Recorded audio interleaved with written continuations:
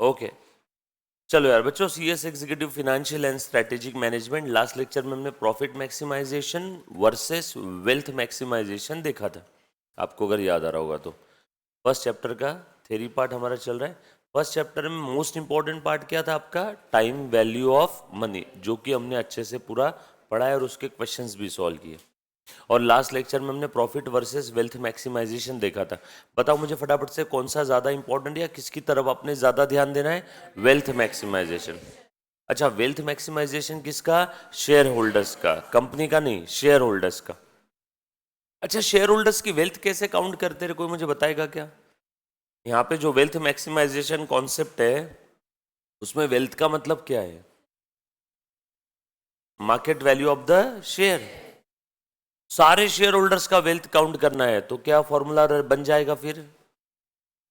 Market value of the share multiplied bye सारे share holders के shares. हो गया, फॉर्मूला बनाया अपने अभी अभी एक एग्जाम में पूछा हुआ question. Wealth maximization concept represent, क्या रिप्रेजेंट करता है वो?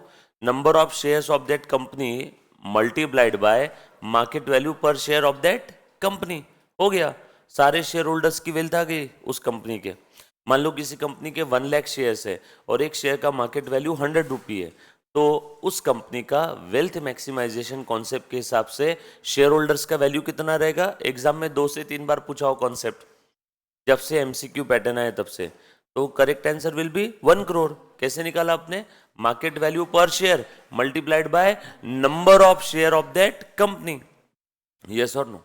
अच्छा, प्रॉफिट मैक्सिमाइजेशन को क्यों क्रिटिसाइज किया गया बताओ? एक तो वो टाइम वैल्यू को कंसिडर नहीं करना है ना, टाइम वैल्यू को कंसिडर ही नहीं कर रहा है। कभी भी प्रॉफिट मिलो, बस प्रॉफिट मिलना चाहिए, अभी मिलो, 10 साल बाद मिलो, 5 साल बाद मिलो, उसने टाइम को कंसिडर ही नहीं किया।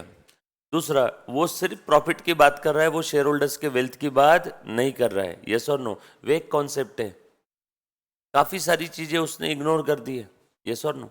और वो शॉर्ट रन के लिए काम का है। ये 3-4 बातें ध्यान रखना, तो एग्जाम में एमसीक्यू आएगा, क्यों प्रॉफिट मैक्सिमाइजेशन कॉन्सेप्ट क्रिटिसाइज हुआ। 4 ऑप्शन दिए रहेंगे, उसमें से कोई तो एक ऑप्शन आपने सिलेक्ट करना है। टाइम वैल्यू कंसिडर नहीं कर रहा है, वेग है, सिर्फ प्रॉफिट की बात कर रहा है, शॉर्ट रन के लिए। यस और नो? हमने देखा था डिटेल में। चलो आगे बेटा, आज ध्यान से सुनना एक बार फटाफट से, जो भी इस टॉपिक के अंदर में देखा रिवाइज करते हैं। अब आपने रिवाइज कैसे करना है बच्चों को ही बता देता हूं। रिवीजन कैसे करते हैं आज समझो। थ्योरी सब्जेक्ट हो चाहे प्रैक्टिकल सब्जेक्ट हो, जब आप कोई हेडिंग पढ़ते हो, आपने पढ़ लिया फिनेंशियल मैनेजमेंट, तो अब रिकॉल करना है। बच्चे क्या करते हैं रिवीजन में? इसी को रीड करना शुरू कर देते हैं। इसको रिवीजन नहीं बोलते, इसको री रीडिंग बोलते हैं। आपको रिकॉल करना है। एग्जाम के वो 3 घंटे जब आप वो विक्रमादित्य की चेयर पे बैठे रहोगे, एग्जाम चेयर जिस पे बैठ के आपको पेपर लिखना है पूरा, तो उस पर आप रिकॉल करते हो या रीड करते हो? रिकॉल। तो जो एग्जाम के 3 घंटे करने वाले हो, मेरा बोलना है वो अभी से करो। तो जो एग्जाम में 3 घंटे करोगे, उसकी प्रैक्टिस अगर आप 300 घंटे कर लोगे तो आपको जल्दी याद आ जाएगा ना। बच्चे जाने अनजाने में रीड करना शुरू करते हैं, और वो रीड करते हैं, financial management is the study about the process of procuring and effective.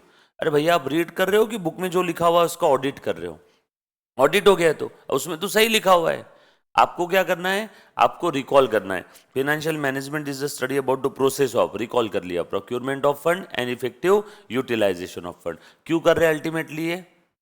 Profit, ultimately wealth maximization. Owner का जो वेल्थ है वो मैक्सिमाइज करने के लिए सब कुछ चल रहा है।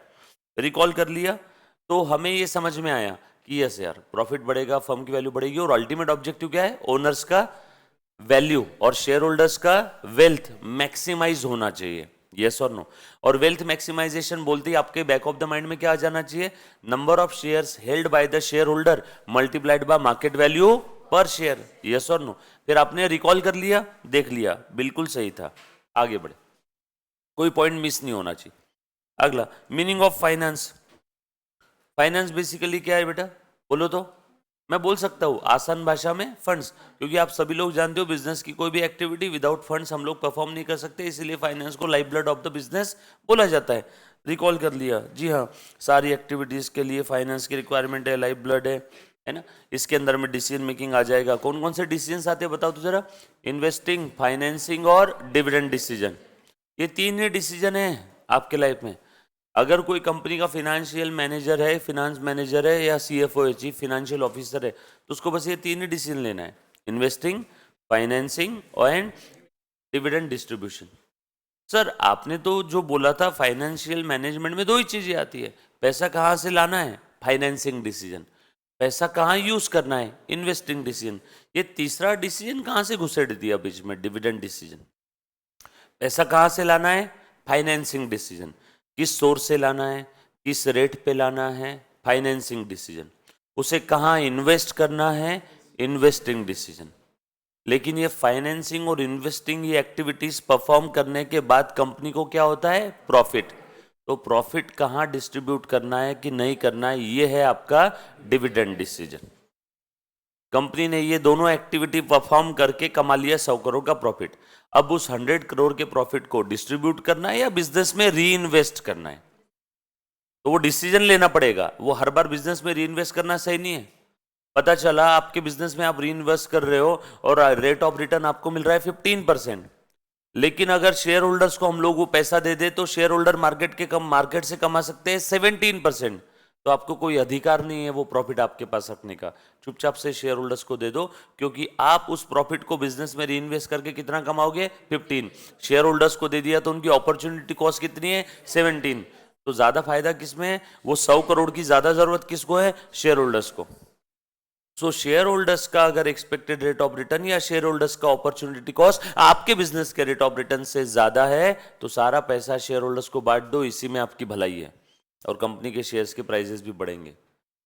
हाँ, अगर अपोजिट सिचुएशन है, आप 17 अर्न कर रहे हो और शेयर होल्डर्स 15, तो कंपनी शेयर होल्डर्स को जनरल मीटिंग में समझाएगी कि सुन भाई, तुझे दूंगा तो सत्यानाश कर देगा पैसे का, तू 15% अर्न करेगा, इस पे हम लोग 17% अर्न कर रहे हैं, इसीलिए कंपनी इस बार डिविडेंड नहीं देगी, 100% रिटेन करके रख रही है और 0% पे आउट रेशियो है। पे आउट रेशियो मतलब डिविडेंड पे आउट रेशियो।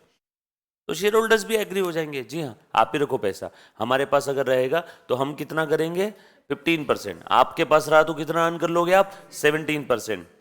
घुमा वहां से, बेटा आपका नाम लिखो, है ना, नाम लिखने के बाद आगे टाइम लिख लेना, सिर्फ जो करंट टाइम है आपके घड़ी में देख करके जिस समय आप साइन कर रहे हो, 8:20, तो पहला साइन आ रहा है 8:20 को, 8:20 के और आगे समय लिखते रहना सिर्फ, ठीक है। हाँ, एक 2-5 मिनट सिर्फ रुक जा, एक 5-10 मिनट बाद आ जाना, नहीं तो ये शीट कलेक्ट करने के लिए फटाफट से नाम लिखना है और साइन करना है। नाम लिखते समय अगर मैं कुछ एक्सप्लेन करूँ तो आपने देख लेना है बेटा, ठीक है। बेटा बैठ, उधर ही बैठ फर्स्ट बेंच पे, हाँ, और पीछे पीछे जाने दे बेटा, एक 2 मिनट बस तू पेपर सर्कुलेट कर दे पीछे, फिर चले जा। हाँ, एसी ऑफ कर दो। कौन सा बटन था रे एसी का, वो यही था कि देखो, यही है,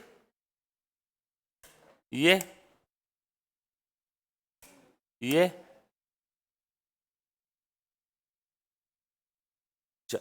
तो फिर कंपनी फाइनेंसिंग डिसीजन लेगी, इन्वेस्टमेंट डिसीजन लेगी, प्रॉफिट अर्न करेगी, उस प्रॉफिट को डिस्ट्रीब्यूट करना कि नहीं करना, ये जो डिसीजन है वो है डिविडेंड डिसीजन। ये ही 3 इंपॉर्टेंट डिसीजन है। अगर किसी ने पूछा financial management is concern with dash dash dash और आगे डिसीजन, एग्जाम में पूछा हुआ सवाल, तो इन्वेस्टिंग, फाइनेंसिंग, डिविडेंड, राइट। चलो आगे, उसके बाद डेफिनेशन ऑफ फिनेंशियल मैनेजमेंट, अलग अलग ऑथर्स ने डेफिनेशन दिया हुआ था।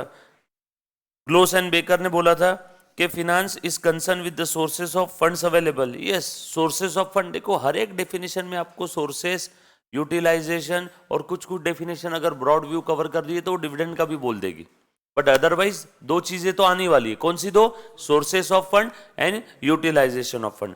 तो sources of funds available to the enterprise and proper use of the fund, आया, कोई भी डेफिनेशन ले लो। देन वॉकर भाई साहब ने भी बोला था, business finance is planning, coordinating, controlling and implementing the financial activities of the business institution. Planning, कहाँ से पैसा रेज करना है, उसके बाद में आप लोगों का ये इंप्लीमेंटिंग ऑफ फाइनेंशियल एक्टिविटीज मतलब क्या, कहाँ पे पैसा हम लोग लगा रहे हैं, कौन सा हमने प्लान बनाया, कौन सा प्लान इंप्लीमेंट किया। इंप्लीमेंट करना मतलब यहाँ पे हम लोग डेफिनेटली कहीं ना कहीं फंड्स इन्वेस्ट कर रहे हैं। हेनरी हैगलैंड ने भी बोला था, business finance is concern with the financing and investment decision made by the management, again financing and investment of the companies in pursuit of the corporate goals. Corporate goals क्या रहेगा FM के point of view से, बताओ anybody. Corporate goals return से अच्छा और share holders wealth maximisation, भूलना नहीं है बिल्कुल भी। कॉर्पोरेट गोल क्या रहेगा? Shareholders wealth maximization. ठीक है, बैठो अभी। बेटा आपने पेज पे सबसे लास्ट में साइन करना है। अभी जो पेज आपके पास में आएगा ना, आप दोनों बच्चे अभी जो आए, पेज पे सबसे लास्ट में साइन करना है। आगे बढ़ो। देन व्हीलर ने भी एक डेफिनेशन दिया, जस्ट रीड कर देना। पहले अगर मैं बात करूं ट्रेडिशनल अप्रोच की, तो इसमें सिर्फ पैसा रेस करना इतना ही काम था एफएम का, फिनेंशियल मैनेजर का। लेकिन अब क्या है मॉडर्न अप्रोच के अंदर में? पैसा रेस करना और उसको एफिशिएंटली एलोकेट करना। तो एग्जाम में सवाल आ सकता है, ट्रेडिशनल अप्रोच के हिसाब से एफएम क्या होता है? Just to raise funds. Modern approach कैसे रेस करना है और कहाँ इन्वेस्ट करना है। रेस करेंगे तो हमारी कॉस्ट कम से कम होनी चाहिए, इन्वेस्ट करेंगे तो रिटर्न्स ज्यादा से ज्यादा होने चाहिए। That's it. उसके बाद types of financial decision, investment decision, finance decision and dividend decision. Investment decision is basically concern with, ऐसा लिख लो यहाँ पे, बेसिकली कंसर्न विथ, और मेनली इसमें कौन सी एक्टिविटी कवर होती है? Capital budgeting. Capital budgeting. Investment decisions mainly concern with the capital budgeting activities. Investment decisions mainly concern with the capital budgeting activities. अब आप बोलोगे सर कैपिटल बजटिंग एक्टिविटीज, मुझे कोई प्लांट एंड मशीनरी परचेस करना है, example of capital budgeting decision, yes और no? कोई बड़ी असेट खरीदना है, example of capital budgeting decision. Building या ऑफिस खरीदना है कंपनी के लिए, example of capital budgeting decisions. तो कंप्यूटर्स खरीदना है एक साथ 50-100 आईटी कंपनीज को, example of capital budgeting decisions. तो कहीं ना कहीं यहाँ पे कंपनी अपना पैसा इन्वेस्ट कर रही है ना कोई एसेट में, तो उन सभी डिसीजंस को, decisions related to investment of the funds in the asset, उसको हम लोग क्या बोलते हैं? बोलो, कैपिटल बजटिंग डिसीजन। ये याद रहेगा सभी को। इसके ऊपर एक सेपरेट बहुत ही बड़ा टॉपिक है जिसका नाम है capital budgeting. One of the most important topic capital budgeting, देखेंगे डिटेल में। 8 से 10 नंबर के क्वेश्चन आते हैं उस टॉपिक के ऊपर एग्जाम में। आ जाओ। देन फाइनेंस डिसीजन, पैसा कहां से रेस करना है, और आपके बैक ऑफ द माइंड में तब क्या रहेगा? आपकी कॉस्ट ऑफ द फंड्स कम से कम होनी चाहिए, बराबर है। उसके बाद dividend decision, again separate topic, again separate topic, again separate topic. इसके लिए कैपिटल बजटिंग, इसके लिए कॉस्ट ऑफ कैपिटल, इसके लिए कॉस्ट ऑफ कैपिटल, और इसके लिए डिविडेंड डिसीजन। इसीलिए देखो फर्स्ट टॉपिक के अंदर में सारे टॉपिक के कहीं ना कहीं दो चार वर्ड्स आपको देखने मिल जाएंगे। उसके बाद डिसीजन क्राइटेरिया क्या है बेटा? Objective, maximize the return and minimize the cost. अब जब भी हम लोग कोई डिसीजन लेंगे, चाहे इन्वेस्टिंग डिसीजन हो, सुनो बेटा वो दे दिया पेपर का है, हाँ, जब भी हम लोग डिसीजन लेंगे, चाहे इन्वेस्टिंग हो चाहे फाइनेंसिंग हो, तो ऑब्जेक्टिव क्या रहेगा? कॉस्ट कम से कम होनी चाहिए, और इन्वेस्टिंग है तो रिटर्न ज्यादा से ज्यादा होना चाहिए, यस और नो? और डिविडेंड डिसीजन का ऑब्जेक्टिव क्या होगा रे? डिविडेंड डिसीजन का ऑब्जेक्टिव है हम लोग जो फंड्स या तो डिविडेंड बोल के बांट देंगे या तो हमारे पास ही रखेंगे रिटेन अर्निंग। बस हमारा ऑब्जेक्टिव इतना होना चाहिए कि शेयर होल्डर्स की वेल्थ मैक्सिमाइज होनी चाहिए। तो वहां पे हम लोग कैसे देखेंगे? शेयर होल्डर्स का अपॉर्चुनिटी कॉस्ट और कंपनी का rate of return. Share holders ज्यादा कमा सकते हैं कंपनी से, बांट दो सारा प्रॉफिट उनको, वो असली हकदार है क्योंकि वो हमसे ज्यादा कमा लेंगे। सर ये कहाँ दिया रहेगा कि शेयर होल्डर्स का अपॉर्चुनिटी कॉस्ट कितना है और कंपनी का कितना रिटर्न है? क्वेश्चन में। तो आपको क्वेश्चन देख करके डिसाइड करना होगा ऑप्टिमम डिविडेंड डिसीजन कैसे रहेगा। अब आपको बोल दिया कि कंपनी को प्रॉफिट हुआ 100 रुपीज का, शेयर होल्डर्स का अपॉर्चुनिटी कॉस्ट है 17%, कंपनी अर्न कर रही है 15%। ऑप्टिमम डिसीजन क्या है? शेयर होल्डर्स ज्यादा अर्न कर लेंगे इस पैसे से। ऑप्टिमम डिसीजन यहाँ पे है 100% पे आउट। जितना प्रॉफिट अर्न किया पूरा का पूरा किसको दे दो? शेयर होल्डर्स को, क्योंकि वो कंपनी से भी ज्यादा अर्न कर लेंगे। अगर अपोजिट केस है तो ऑप्टिमम पे आउट रेशियो क्या रहेगा? 0%। कंपनी ज्यादा अर्न कर रही है उस प्रॉफिट से, एक काम करो शेयर होल्डर्स को एनुअल जनरल मीटिंग के अंदर में बोल दो कि भैया हम लोग ज्यादा अर्न कर रहे हैं, आपका मार्केट रेट ऑफ रिटर्न जहां भी आप इन्वेस्ट करोगे वो 15% है, कंपनी अर्न कर रही है 17-18%, यहां पे ऑप्टिमम पे आउट रेशियो रहेगा 0%। ऑप्टिमम यानी गोल्डन सेंटर, अच्छे में अच्छा क्या हो सकता है, यस और नो। ऑप्टिमम डिसीजन हम लोगों को लेना है ताकि आप लोगों की वेल्थ मैक्सिमाइज हो। उसके बाद आगे और बढ़ते, प्लीज ध्यान दे दो सब लोग।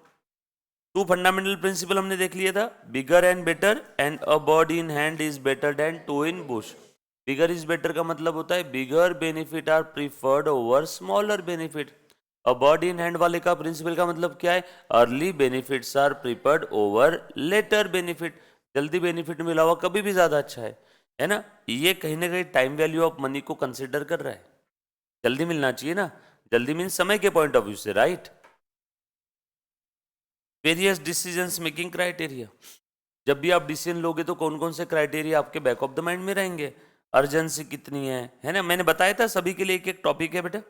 पे बैक पीरियड, जो आपने इनिशियल इन्वेस्टमेंट लगाया किसी प्रोजेक्ट में, तो वो पैसा आपका कितने जल्दी रिकवर होगा, आपका प्रिंसिपल, आपका लगाया हुआ पैसा, इनिशियल कॉस्ट, इनिशियल इन्वेस्टमेंट कितने जल्दी रिकवर होगा, उस पीरियड को बोलते हैं पे बैक पीरियड।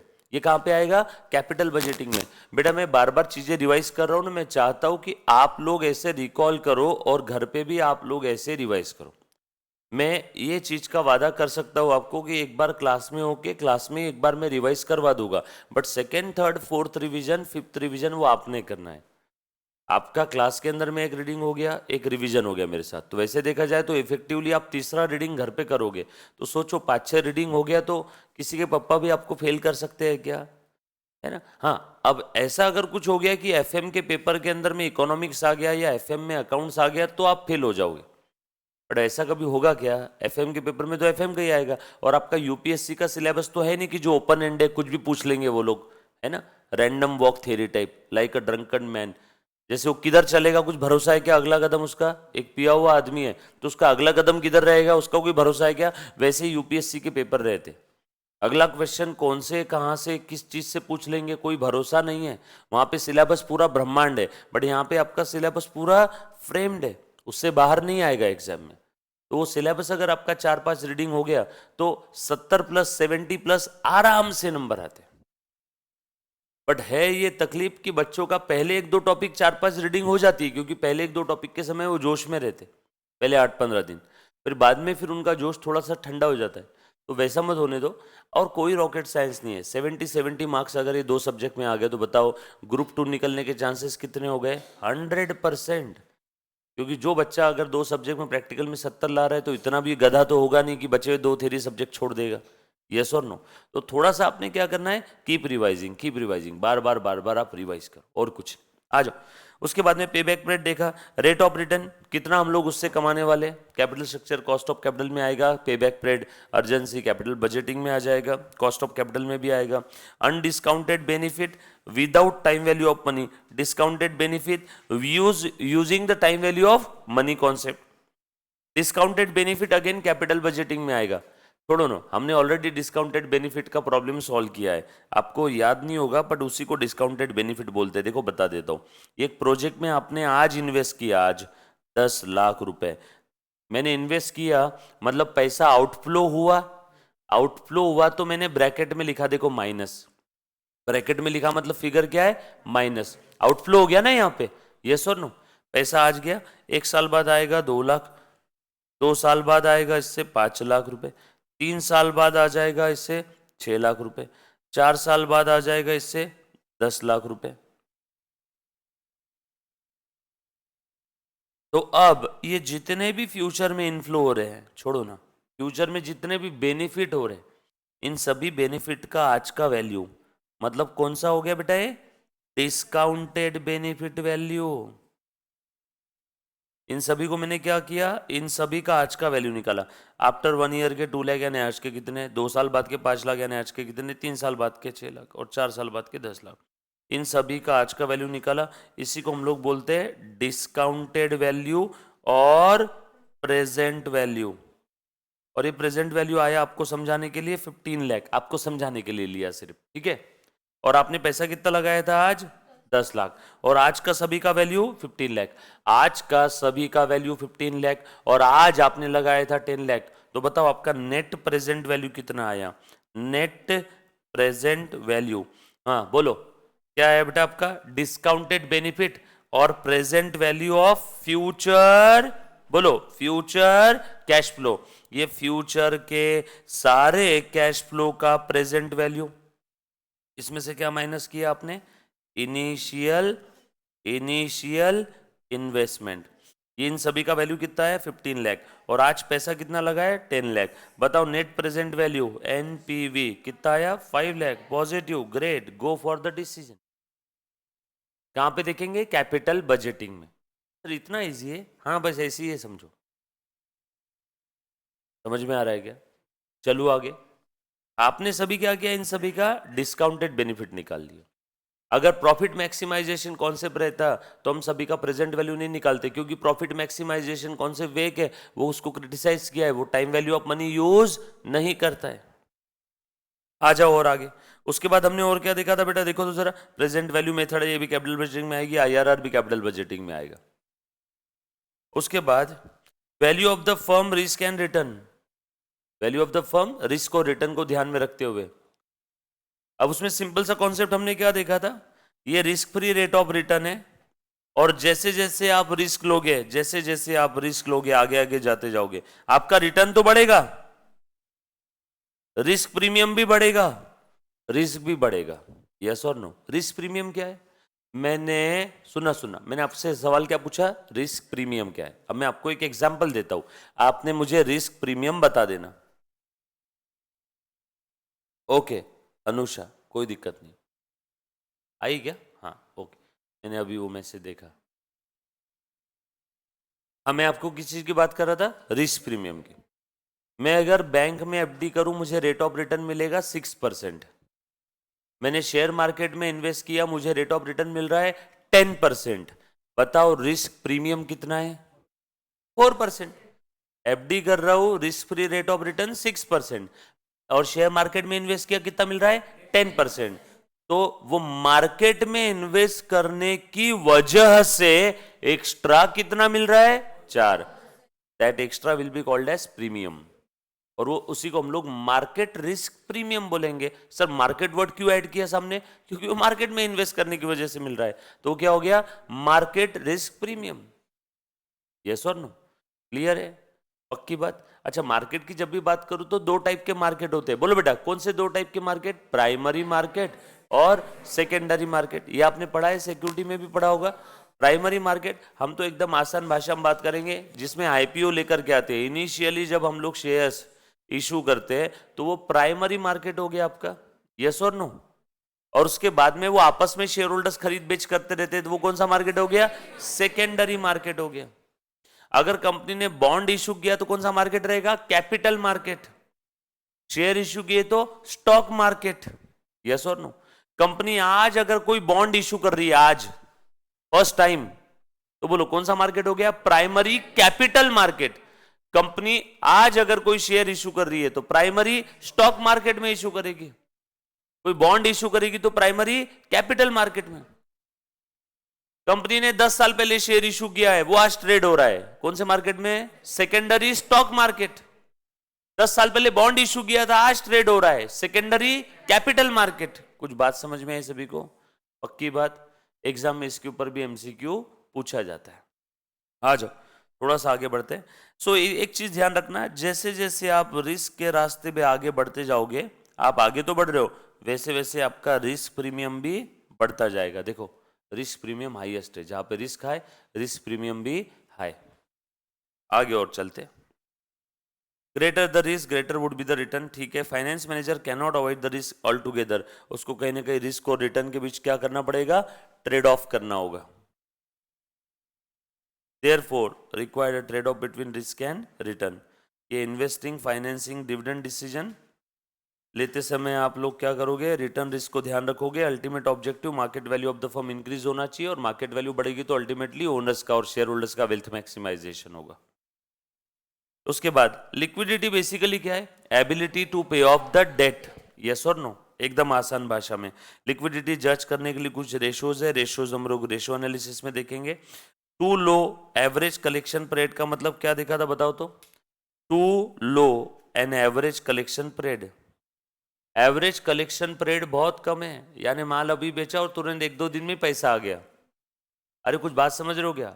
माल अभी बेचा, पैसा 2 दिन में आ गया, मतलब ये जो सेलर है काफी स्ट्रिक्ट है, इसकी जो पॉलिसी है वो कैसी है? रेस्ट्रिक्टेड है, उधार नहीं देगा आपको। बस एग्जाम में इतना बोला जाएगा too low average collection period, तो पॉलिसी लिबरल है कि रेस्ट्रिक्टेड है?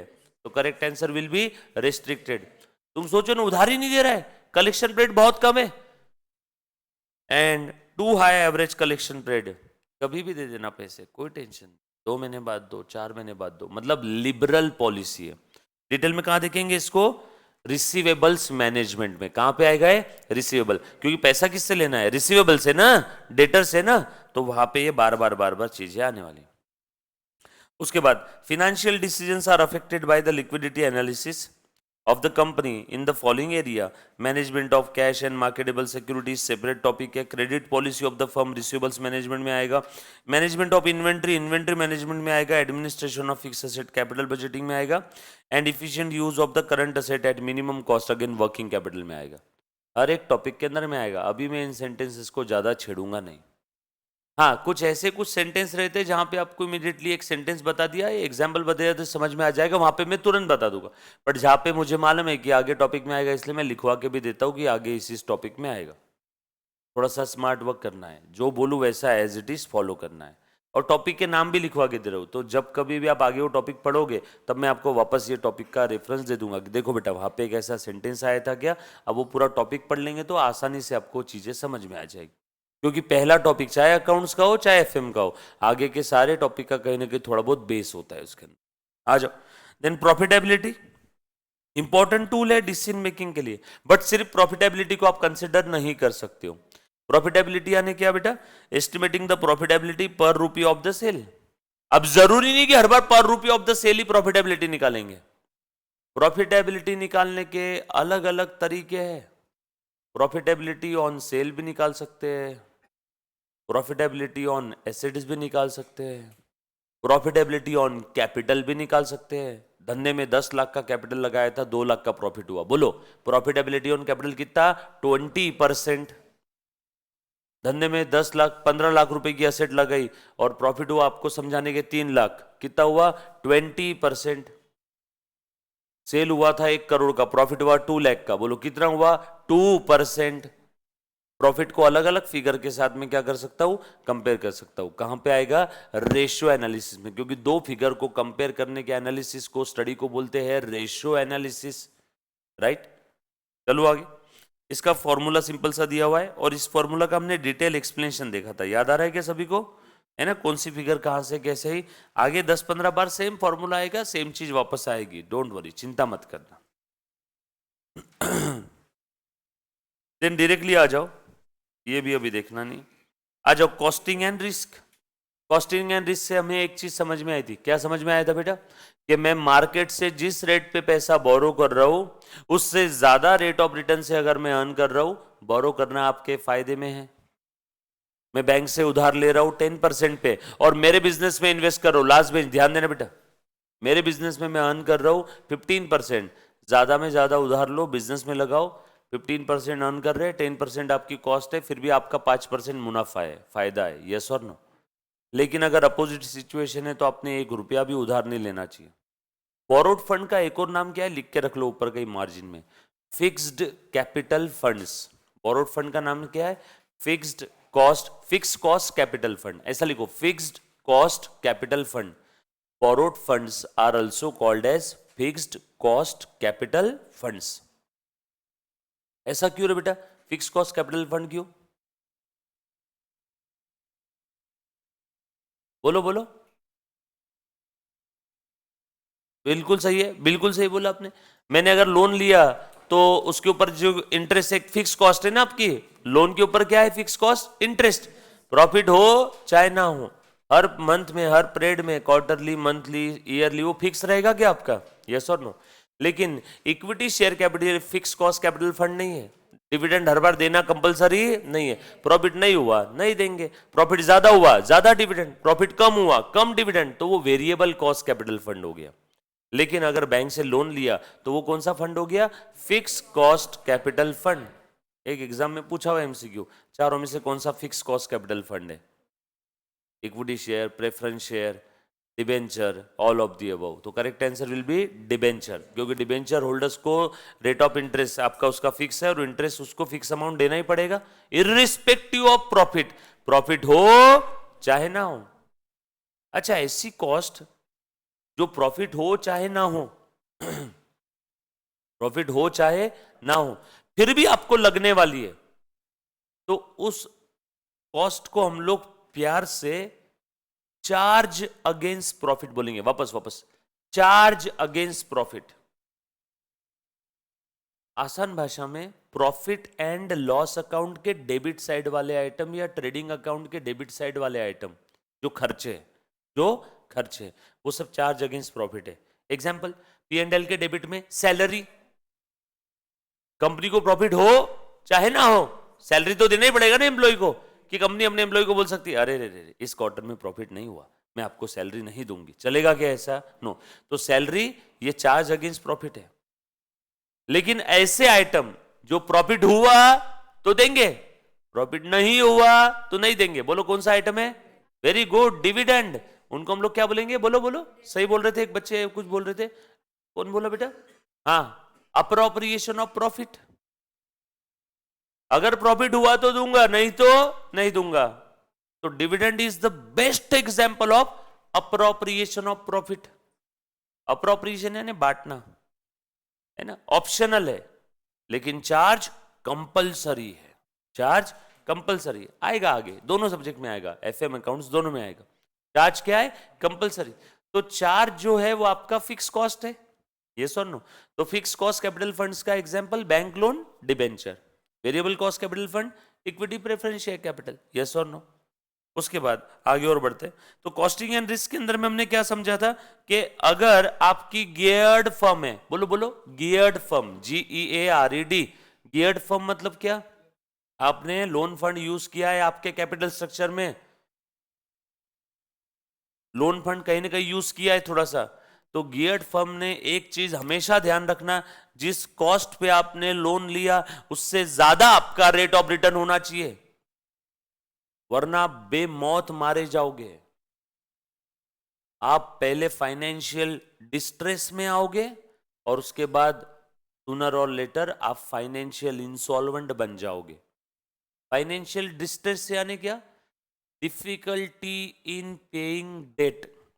आप डेट पे कर सक रहे हो, लेकिन उसमें तकलीफ हो रही है, डिफिकल्टी जा रही है, उधारी ले दे के वापस कर रहा हूं, मुश्किल आ रही है। ये कौन सी सिचुएशन है? Financial distress. लेकिन अब मैं मेरी उधारी पे ही नहीं कर सकता भैया, हाथ खड़े कर दिए।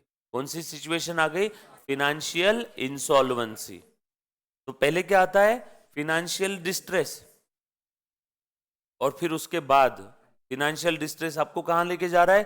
फिनेंशियल इंसॉल्वेंसी की तरफ। वर्स्ट क्या है दोनों में? Very good, financial insolvency. कुछ बात समझ में आ रही सभी को? सो फिनेंशियल डिस्ट्रेस की तरफ कौन जा रहा है? जिसने लोन बोरो किया है 10% पे, और वो जो बिजनेस में लोन लगा करके कितना अर्न कर रहा है? 8-9%। भैया आप बहुत जल्दी पहले फिनेंशियल डिस्ट्रेस में जाओगे और फिर सूनर और लेटर आप फिनेंशियल इंसॉल्वेंसी की तरफ चले जाओगे। Difficulty in paying debt, which situation? Financial distress. Not able to pay debt, which situation? Financial insolvency. Exam में पूछा हो क्वेश्चन, आखिरी के 2 सेंटेंस जो बोले। Difficulties in paying debt, which situation? Financial distress. Not able to और unable to pay the debt, financial insolvency, right? But ये सब चीज आप लोगों को अभी यहां पे क्यों बता रहा हूं? Again costing and risk and return की बात चल रही है। तो जब भी आप डिसीजन लोगे कि कौन से बैंक से पैसा लेना है, तो वहां का रेट ऑफ रिटर्न और आप कंपेयर करोगे आपके एक्चुअल रेट ऑफ अर्निंग से। अगर आपका रेट ऑफ अर्निंग बैंक के रेट ऑफ रिटर्न से ज्यादा है, बिल्कुल सही जा रहे हो, लोन लो, लोन का पैसा धंधे में लगाओ, कमाओ, बैंक का लोन रिपे करो, बचा हुआ आपका प्रॉफिट डिस्ट्रीब्यूट करना है डिस्ट्रीब्यूट करो, रिटेन करना है रिटेन करो, वो आपका डिविडेंड डिसीजन है, यस और नो? और अगर आपका रेट ऑफ रिटर्न ज्यादा ही है और बैंक का रेट ऑफ रिटर्न कम है, तो आप ज्यादा से ज्यादा लोन लो करके धंधे में लगाओगे, अच्छी बात है, कहीं ना कहीं आपका ओनर्स फंड का रेट ऑफ अर्निंग भी बढ़ जाएगा क्या? देखो हमने एक एग्जांपल लिया था, ये कंपनी भी है, इसने थोड़ा पैसा खुद का लगाया, थोड़ा बैंक का, और इस कंपनी का रेट ऑफ अर्निंग बैंक के रेट ऑफ रिटर्न से ज्यादा है क्या? देखो देखो, इस कंपनी का रेट ऑफ अर्निंग है 20%, बैंक से जो लोन लिया उसका रेट ऑफ अर्निंग है 15%। Very good. कहीं ना कहीं तुम अनलीवर्ड और अनगियर्ड फर्म से ज्यादा अर्न कर रहे हो। देखो तो, अल्टीमेटली ओनर्स फंड के ऊपर इस कंपनी का कितना आया? 12.5%, और यहाँ पे 10%। ये लॉजिक कैसे हुआ? बोलो बेटा, ये लॉजिक मैजिक कैसे आया बताओ? फॉरवर्ड फंड, और इसका रेट ऑफ रिटर्न बैंक के रेट ऑफ इंटरेस्ट से ज्यादा है। उसके बाद एग्जाम्पल्स ऑफ सिस्टमेटिक और अनसिस्टमेटिक रिस्क हमने देख लिए थे। सिस्टमेटिक आसान भाषा में non diversifiable, unavoidable, and unsystematic avoidable. कहीं ना कहीं आपके कंट्रोल में है, कुछ ना कुछ हद तक क्यों ना हो बट आपके कंट्रोल में। उसके बाद कुछ हमने और देखे थे रिस्क के example, purchasing power risk, inflation risk, market risk. एक ऐसा लगता है कि अपने को कि ये इंडिविजुअल और any other entity will experience the losses due to the factors that affect the overall performance of the investment in the financial market. हो सकता है मार्केट क्रैश हो जाए, कंपनी के शेयर के प्राइसेस कम हो गए, या हो सकता है फिनेंशियल मार्केट का ऐसा कोई फैक्टर जो आपके बिजनेस के ऊपर इम्पैक्ट कर रहा है, may be economic factor, may be political factor, yes और no, may be social factor, may be legal factor, may be technological factor. Best example, काफी सारे टीचर्स जो ट्रेडिशनल टीचिंग करते थे, कोविड के समय टेक्नोलॉजी को उन्होंने अडॉप्ट नहीं किया, तो टेक्नोलॉजिकल फैक्टर की वजह से वो कौन से रिस्क में आ गए बेटा? मार्केट रिस्क में आ गए। उन्होंने टेक्नोलॉजी को एक्सेप्ट ही नहीं किया, व्हाइट बोर्ड मार्कर ही था, कैमरा फियर था, टेक्नोलॉजिकल फैक्टर की वजह से उनका बिजनेस ही बंद हो गया। रिस्क है, रिस्क है। उसके बाद interest rate risk, changes in interest rate बार बार बढ़ते रहते, कम होते रहते, कम हो गया तो रिस्क नहीं है, बढ़ा तो वो क्या है? रिस्क। सोशल रिस्क है, आपके बिजनेस के इर्द गिर्द जो कम्युनिटीज है कहीं ना कहीं आपके बिजनेस के ऊपर इंपैक्ट कर रही है क्या? डायरेक्टली इनडायरेक्टली, यस और नो। उसके बाद regulatory risk, reputation, operational competition risk. देखा था हमने सारी चीजें, याद आ रही? जैसे आप एक एक वर्ड पढ़ते हो तो वर्ड पढ़ने के बाद में जो आपको बोलता हूं बस वो आपको थोड़ा सा याद आ जाना चाहिए। मतलब क्या है, आप रिकॉल कर पा रहे हो। भले ही अभी आप सेकंड रीडिंग में 50% ही रिकॉल कर सको, चलेगा, but third reading fourth reading में आपको 100% रिकॉल करते आ जाएगा। Objective of the firm, profit maximization और वेल्थ मैक्सिमाइजेशन। स्टार्टिंग में आज के लेक्चर में हमने इसके बारे में डिस्कस किया, वापस इसमें आपका टाइम वेस्ट नहीं करूंगा। डिस्टिंग्विश बिटवीन ऑलरेडी देख लिया है। नाउ आ जाओ ईवीए। ईवीए के वहां पे वैसे मैंने आपको लिखवा के दिया था कि आगे के चैप्टर में आएगा, बट आपको साथ साथ ये भी बोला था कि एक इंट्रोडक्शन आपको यहाँ पे मैं इसका दे दूंगा। चलो आ जाओ, देखो लिखो ईवीए। आपके नोटबुक में जहां तक मैं देख सकता हूं प्रॉफिट और वेल्थ मैक्सिमाइजेशन के बारे में आखिरी में कुछ तो लिखा था, ये लिखा था ना कुछ तो, थोड़ा सा आपने कहां तक आपकी नोटबुक लिखी हुई बेटा? लास्ट में क्या लिखा था आपने बताओ? सम सॉल्व किए थे हमने, अच्छा एक्स्ट्रा सम सॉल्व करवाए थे आपके नोटबुक में, एक्स्ट्रा सम सॉल्व किए होंगे कुछ 5-6 थे ना टाइम वैल्यू ओपन के। हाँ तो उसी के आगे लिखो ईवीए, प्यार से इसको बोलते हैं इकोनॉमिक वैल्यू एडेड। अकाउंट्स और एफएम दोनों में भी है।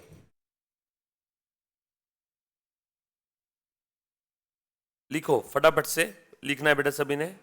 ईवीए मेजर्स प्रॉफिटेबिलिटी, लिखो profitability of the firm. EVA measures the profitability of the firm. कैसे मेजर करता है? सुनना ध्यान से, पहले लिख लो सेंटेंस, फिर मैं बताता हूं कैसे मेजर करता है। तो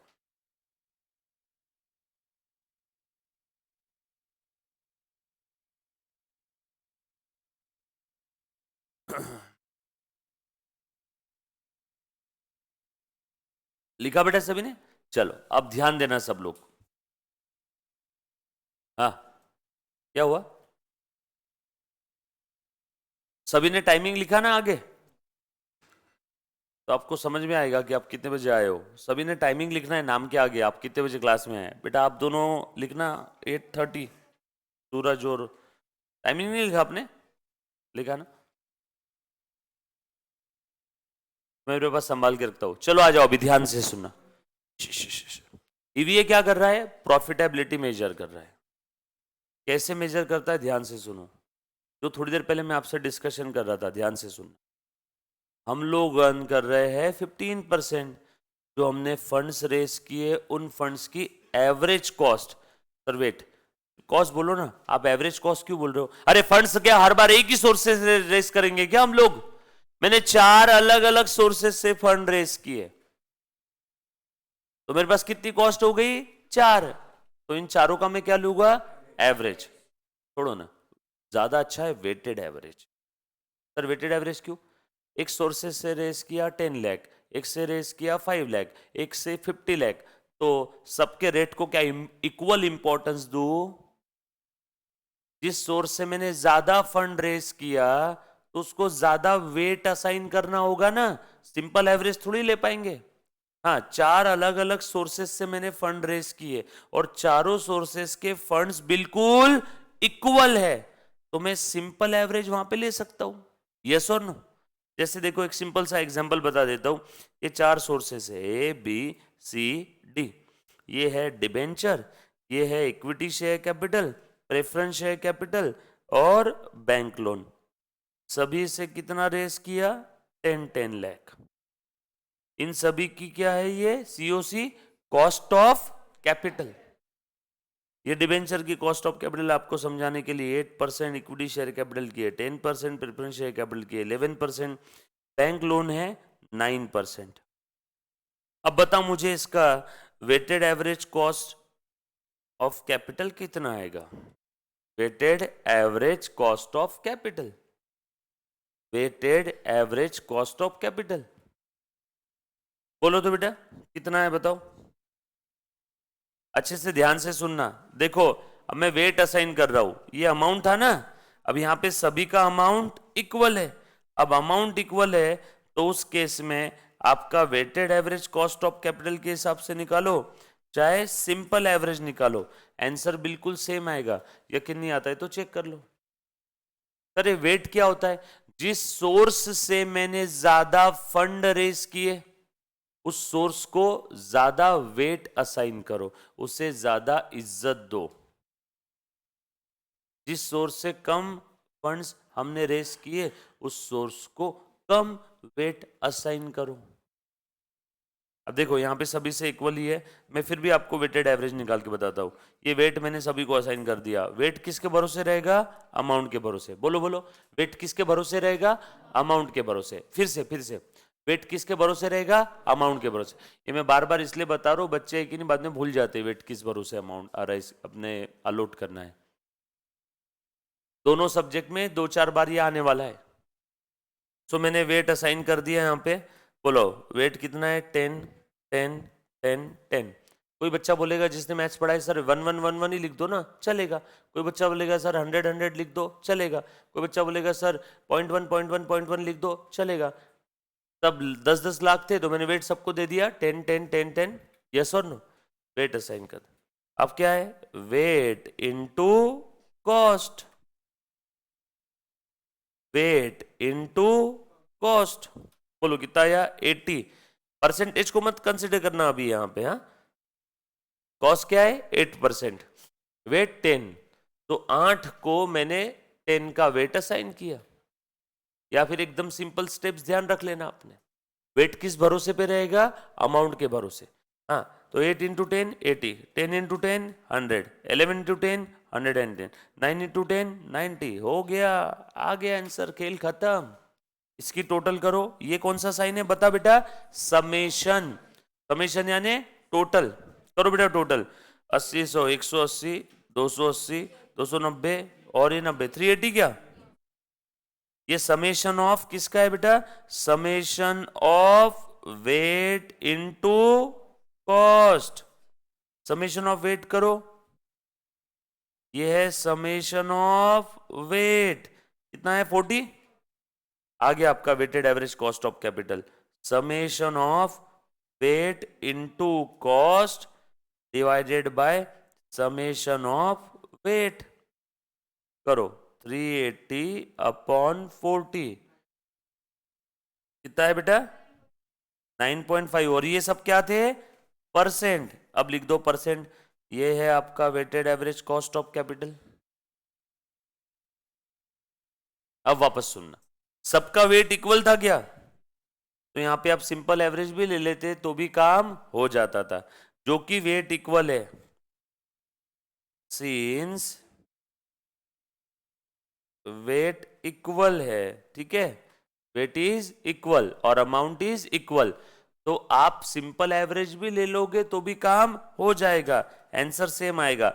बट इसका मतलब क्या है, अगर सबका अमाउंट इक्वल नहीं है तो आपको वेटेड एवरेज लेना होगा। चलो लो तो सिंपल एवरेज बताओ सारी कॉस्ट का, 8 10 11 9, सिंपल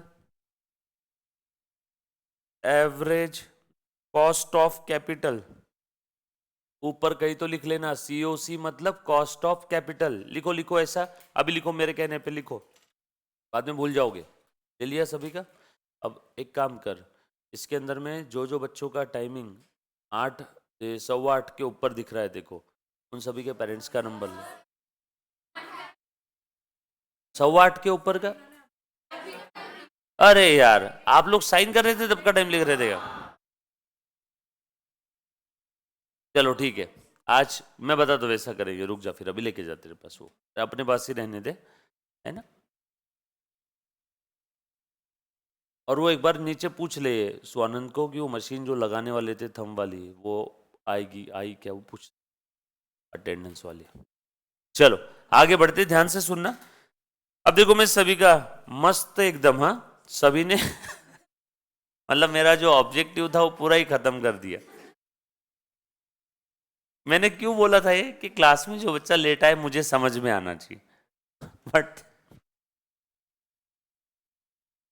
गलती से हो जाता है ना कभी कभी, जानबूझ के किया गलती से किया।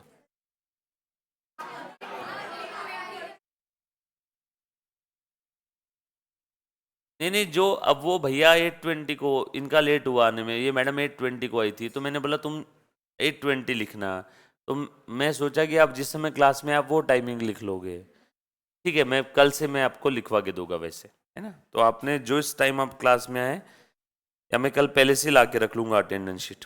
आ जाओ, सिंपल एवरेज 8 10 11 9, 8 10 11 9, 11 9 20 30 38, और ये 4 है ना, 1 2 3 4, इसलिए डिवाइड बाय 4, चारों का सिंपल एवरेज लेना है। बोलो बेटा कितना आ रहा है, 9.5 आ रहा है क्या, देखो तो सिंपल है। क्यों दोनों का आंसर सेम आया, हर बार सेम नहीं रहेगा क्योंकि इस बार अमाउंट सेम है ना, देयरफॉर वेट भी सेम है, तो सभी का अगर अमाउंट सेम है तो सिंपल एवरेज ले लिया तो भी काम हो जाएगा। लेकिन अगर अमाउंट अलग अलग है तो कौन सा यूज करना है, वेटेड एवरेज। सर हम लोग कौन सा यूज करेंगे, वेटेड एवरेज। और वेटेड एवरेज का सर ये फॉर्मेट फिक्स है क्या, बिल्कुल फिक्स है, इसमें कोई चेंज नहीं होगा। सबसे पहले आपने लिख लेना है सीरियल नंबर, उसके बाद आपने लिख लेना है, बोलो बेटा, ये देखो मैंने लिखा सीरियल नंबर, देन यहाँ पे कैपिटल स्ट्रक्चर, डिबेंचर है कि इक्विटी शेयर्स है कि प्रेफरेंस शेयर है, देन लिखना है अमाउंट, देन लिखना है COC cost of capital, then weight. Weight किसके भरोसे रहेगा, अमाउंट के। एक बच्चे ने बोला सर हमने 10 क्यों लिया यहाँ पे, ये देखो ये उसका रीजन लिख रहा हूं मन से आपको समझाने के लिए, बरोबर है। फॉर एग्जाम्पल, चल अब अगर यहाँ पे रेट कम ज्यादा है तो हम लोग फिर वैसे ही 8 इंटू जो भी रेट रहेगा उससे मल्टीप्लाई करेंगे, है ना। रेट अगर यहाँ पे 8 की, यहाँ पे 8 है, अमाउंट यहाँ पे 10 है, यहाँ पे 9 है, यहाँ पे 15 है, यहाँ 20 है, तो वही अपना वेट आ जाएगा। ये भी मैंने मन से लिया 8 10 11 9%, ये वेट कहाँ से आया, अमाउंट से, अमाउंट कहाँ से लिया, मन से। बस आपको समझाने के लिए WSCC का सिंपल सा फॉर्मेट है। देखो मैं ग्रीन कलर के पेन से WSCC का फॉर्मेट को क्या कर रहा हूँ बेटा, यहाँ पे ऐसे। अब अगर किसी ने मुझसे पूछा कि ये जो कंपनी है जिसके कैपिटल स्ट्रक्चर में ये 4 आइटम है, डिबेंचर इक्विटी शेयर, देखो ध्यान दो सब लोग, ये जो कंपनी है जिसके कैपिटल स्ट्रक्चर में debenture, equity share capital, preference share capital और बैंक लोन है, इस कंपनी का ये जो फैला हुआ कैपिटल स्ट्रक्चर है, इस पूरे कैपिटल स्ट्रक्चर की कॉस्ट कितनी है ऑन एन एवरेज? 9.5%। मतलब ये जो कंपनी बाहर से पैसा उधार लेकर के आई है या शेयर होल्डर से जो पैसा लिया है, उस सभी की कॉस्ट ऑन एन एवरेज कितनी है? 9.5%। और ये कंपनी अर्न कर रही है, आपको समझाने के लिए, फॉर एग्जाम्पल कंपनी का rate of return of the company is 12%। बहुत बढ़िया, अच्छी बात है। ये कंपनी प्रॉफिटेबिलिटी की तरफ जा रही है। ये कंपनी अपने कैपिटल स्ट्रक्चर को अच्छे तरीके से यूटिलाइज कर रही है। ये कंपनी शेयर होल्डर्स की वेल्थ मैक्सिमाइज करेगी आगे जाके, नाम रोशन कर। और अगर 9.5% से कम रेट ऑफ रिटर्न है तो सत्यानाश हो गया पैसे का। अब ईवीए क्या कर रहा है इसमें देखना जरा। ईवीए की बात चल रही थी ना, EVA measures the profitability, right? कैसे मेजर कर रहा है देखना जरा। ईवीए क्या करता है, कंपनी का net operating profit after tax calculate करता है। क्या ये? Net operating profit after tax, और इसको कंपेयर करता है वो कॉस्ट ऑफ कैपिटल से। अब अगर कंपनी का net operating profit after tax, आप लोग नोपैट का लॉन्ग फॉर्म लिखोगे ऊपर मार्जिन में, NOPAT net operating profit after tax. Exam में नोपैट आएगा शॉर्ट फॉर्म, ये अलाउड है, मॉड्यूल में भी नोपैट ही यूज किया है, तो समझ जाना। नोपैट यानी क्या? Net operating profit after tax. Institute भी यूज कर सकती है ये क्वेश्चन पेपर में, net operating profit after tax, बरोबर है। सो नोपैट में से हम लोग कॉस्ट ऑफ कैपिटल माइनस कर देंगे। कॉस्ट ऑफ कैपिटल कैसे निकालते बेटा? देखो तो जरा, देखो मैं एरो बना करके लिख रहा हूं। कंपनी का total capital structure multiplied bye उस कैपिटल को रेस करने के लिए कितनी कॉस्ट लगी, बताओ तो जरा। अब टोटल कैपिटल स्ट्रक्चर कितना है कंपनी का, बताओ बताओ। टोटल कैपिटल स्ट्रक्चर है 40 लाख, और ये 40 लाख की कॉस्ट कितनी है सर? सबकी अलग अलग है, इसीलिए तो वेटेड एवरेज निकाला। कितनी है बेटा? 40 लाख की कॉस्ट है अराउंड 9.5%। तो ये मेरी टोटल कॉस्ट हो गई और ये टोटल कैपिटल स्ट्रक्चर हो गया। तो 40 लाख इंटू 9.5%, यानी capital structure multiplied by weighted average cost of capital. खेल खत्म। कैपिटल स्ट्रक्चर कितना है बेटा? 40 lakh. Weighted average cost of capital बोलो बेटा 9.5%। सो नोपैट में से ये माइनस कर देना, निकालो बेटा। 40 लाख इंटू 9.5% कितना आ रहा है आपका? 3,80,000।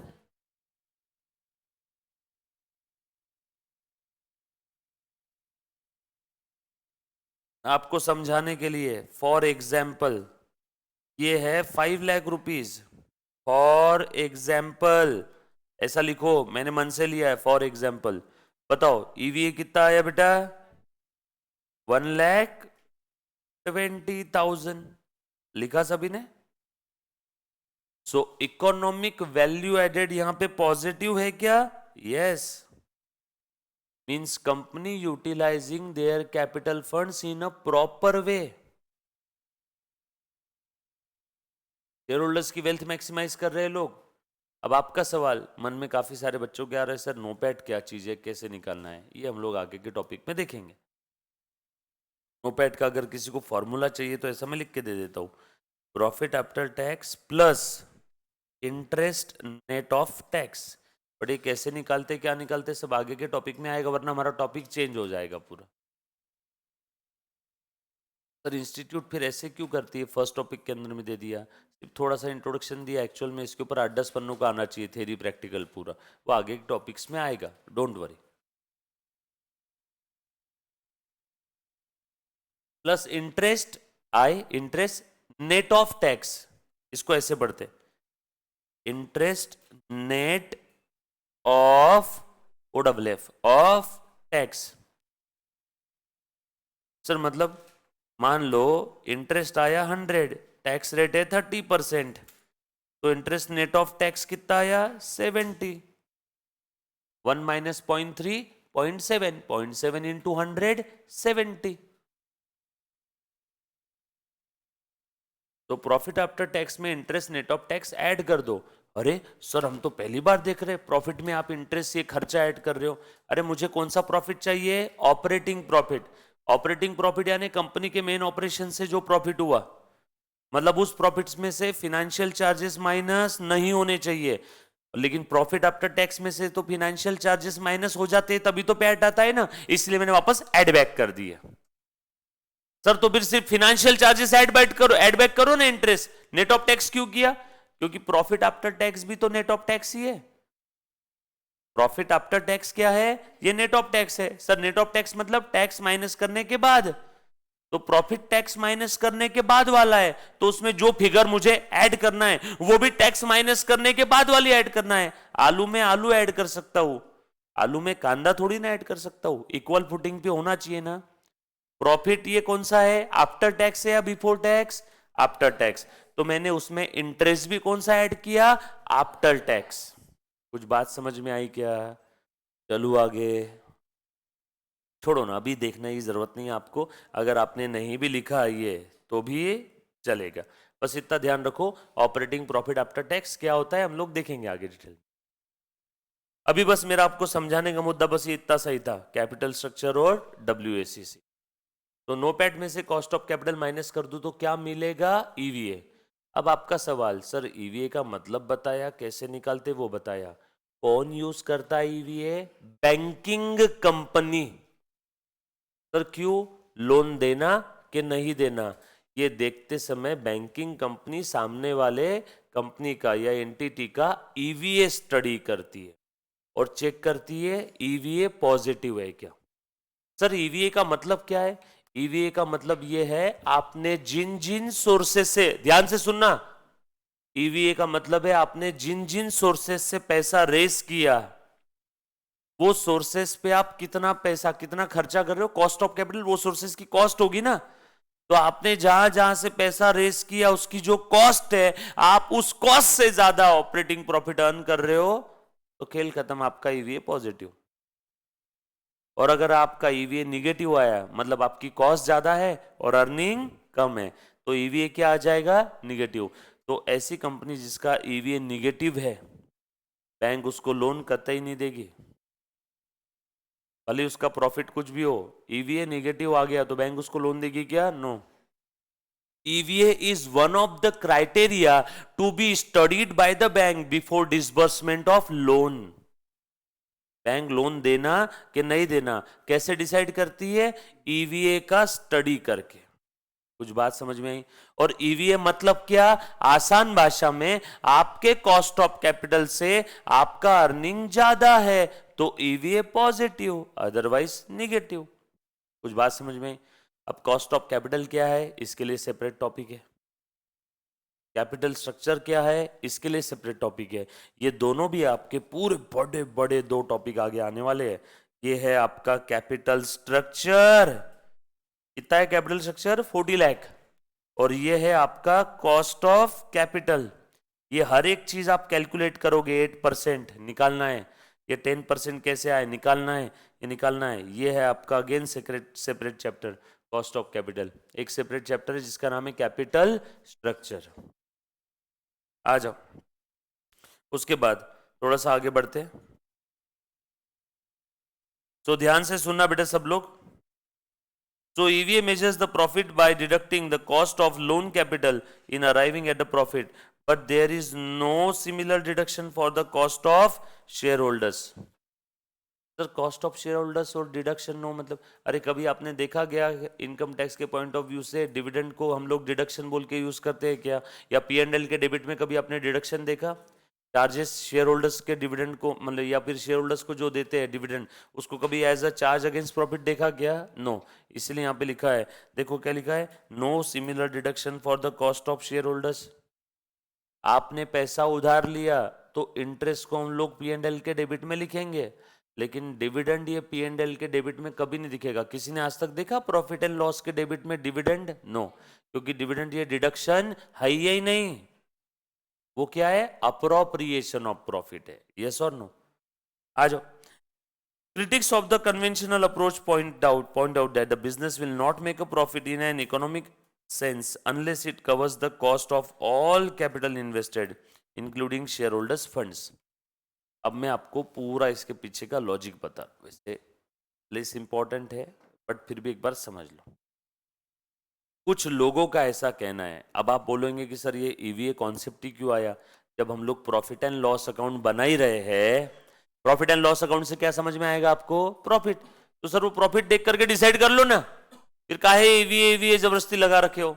अच्छे से सुनो, प्रॉफिट एंड लॉस अकाउंट से आपको क्या समझ में आएगा? आपके बिजनेस का प्रॉफिट और लॉस। और प्रॉफिट और लॉस बिजनेस का कैसे निकलेगा? जो कंपलसरी आइटम है उनको माइनस करने के बाद। सही बोल रहा हूं? प्रॉफिट एंड लॉस अकाउंट में प्रॉफिट निकालते समय अपने जो अप्रोप्रिएशनल आइटम है, जो cost of equity and cost of preference share capital है, वो माइनस किया क्या रे? प्रॉफिट एंड लॉस अकाउंट बनाते समय प्रॉफिट एंड लॉस के डेबिट में इक्विटी और प्रेफरेंस डिविडेंड आपने लिखा क्या? तो आपका अधूरा है वो पी एंड एल अकाउंट।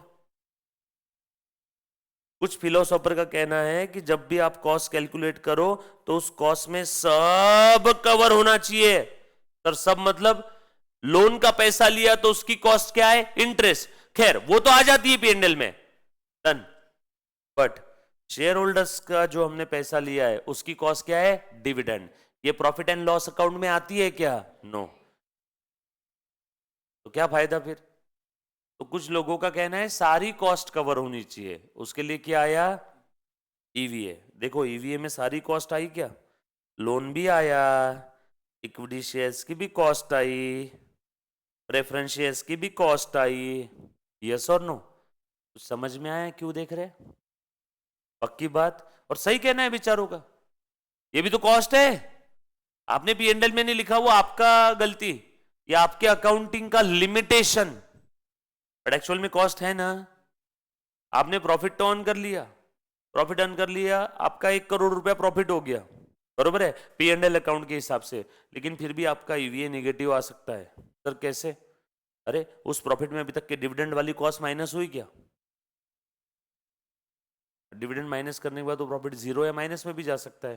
तो माइनस में कैसे जाएगा? करंट ईयर का प्रॉफिट पूरा बांट दिया और थोड़ा सा पास्ट ईयर के प्रॉफिट से भी दिया, तो करंट ईयर का प्रॉफिट तो गया ना माइनस। तो क्या फायदे का? पी एंड एल का प्रॉफिट दिख रहा है प्लस, और जब आप डिविडेंड बांट दोगे तो वो हो गया जीरो।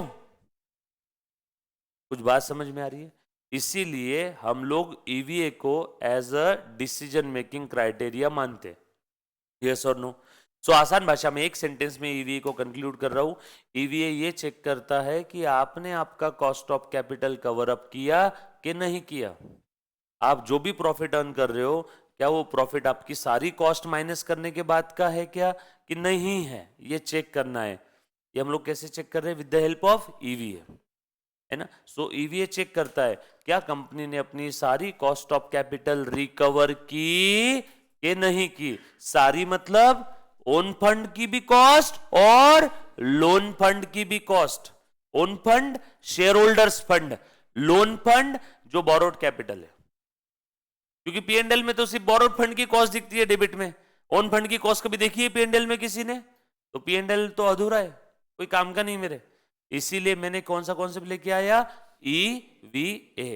ये ईवीए का एक तुच्छ छोटा सा डिस्कशन था, डिटेल में कहां पे आएगा? आगे टॉपिक्स में। आ जाओ। उसके बाद फॉर्मूला ईवीए का, NOPAT minus cost of capital. आ जाओ। उसके बाद एक काम करना, इसको ऐसे लिखना, ये कॉस्ट ऑफ कैपिटल के नीचे लिख लेना weighted average cost of capital multiplied by capital structure. अपने अभी वाले एग्जांपल में ये 9.5% आया था और कैपिटल स्ट्रक्चर कितना था? 40 लाख, राइट। क्या लिखोगे बेटा, बोलो। कॉस्ट ऑफ कैपिटल के नीचे वो कौन सी कॉस्ट है, weighted average cost of capital multiplied by capital structure.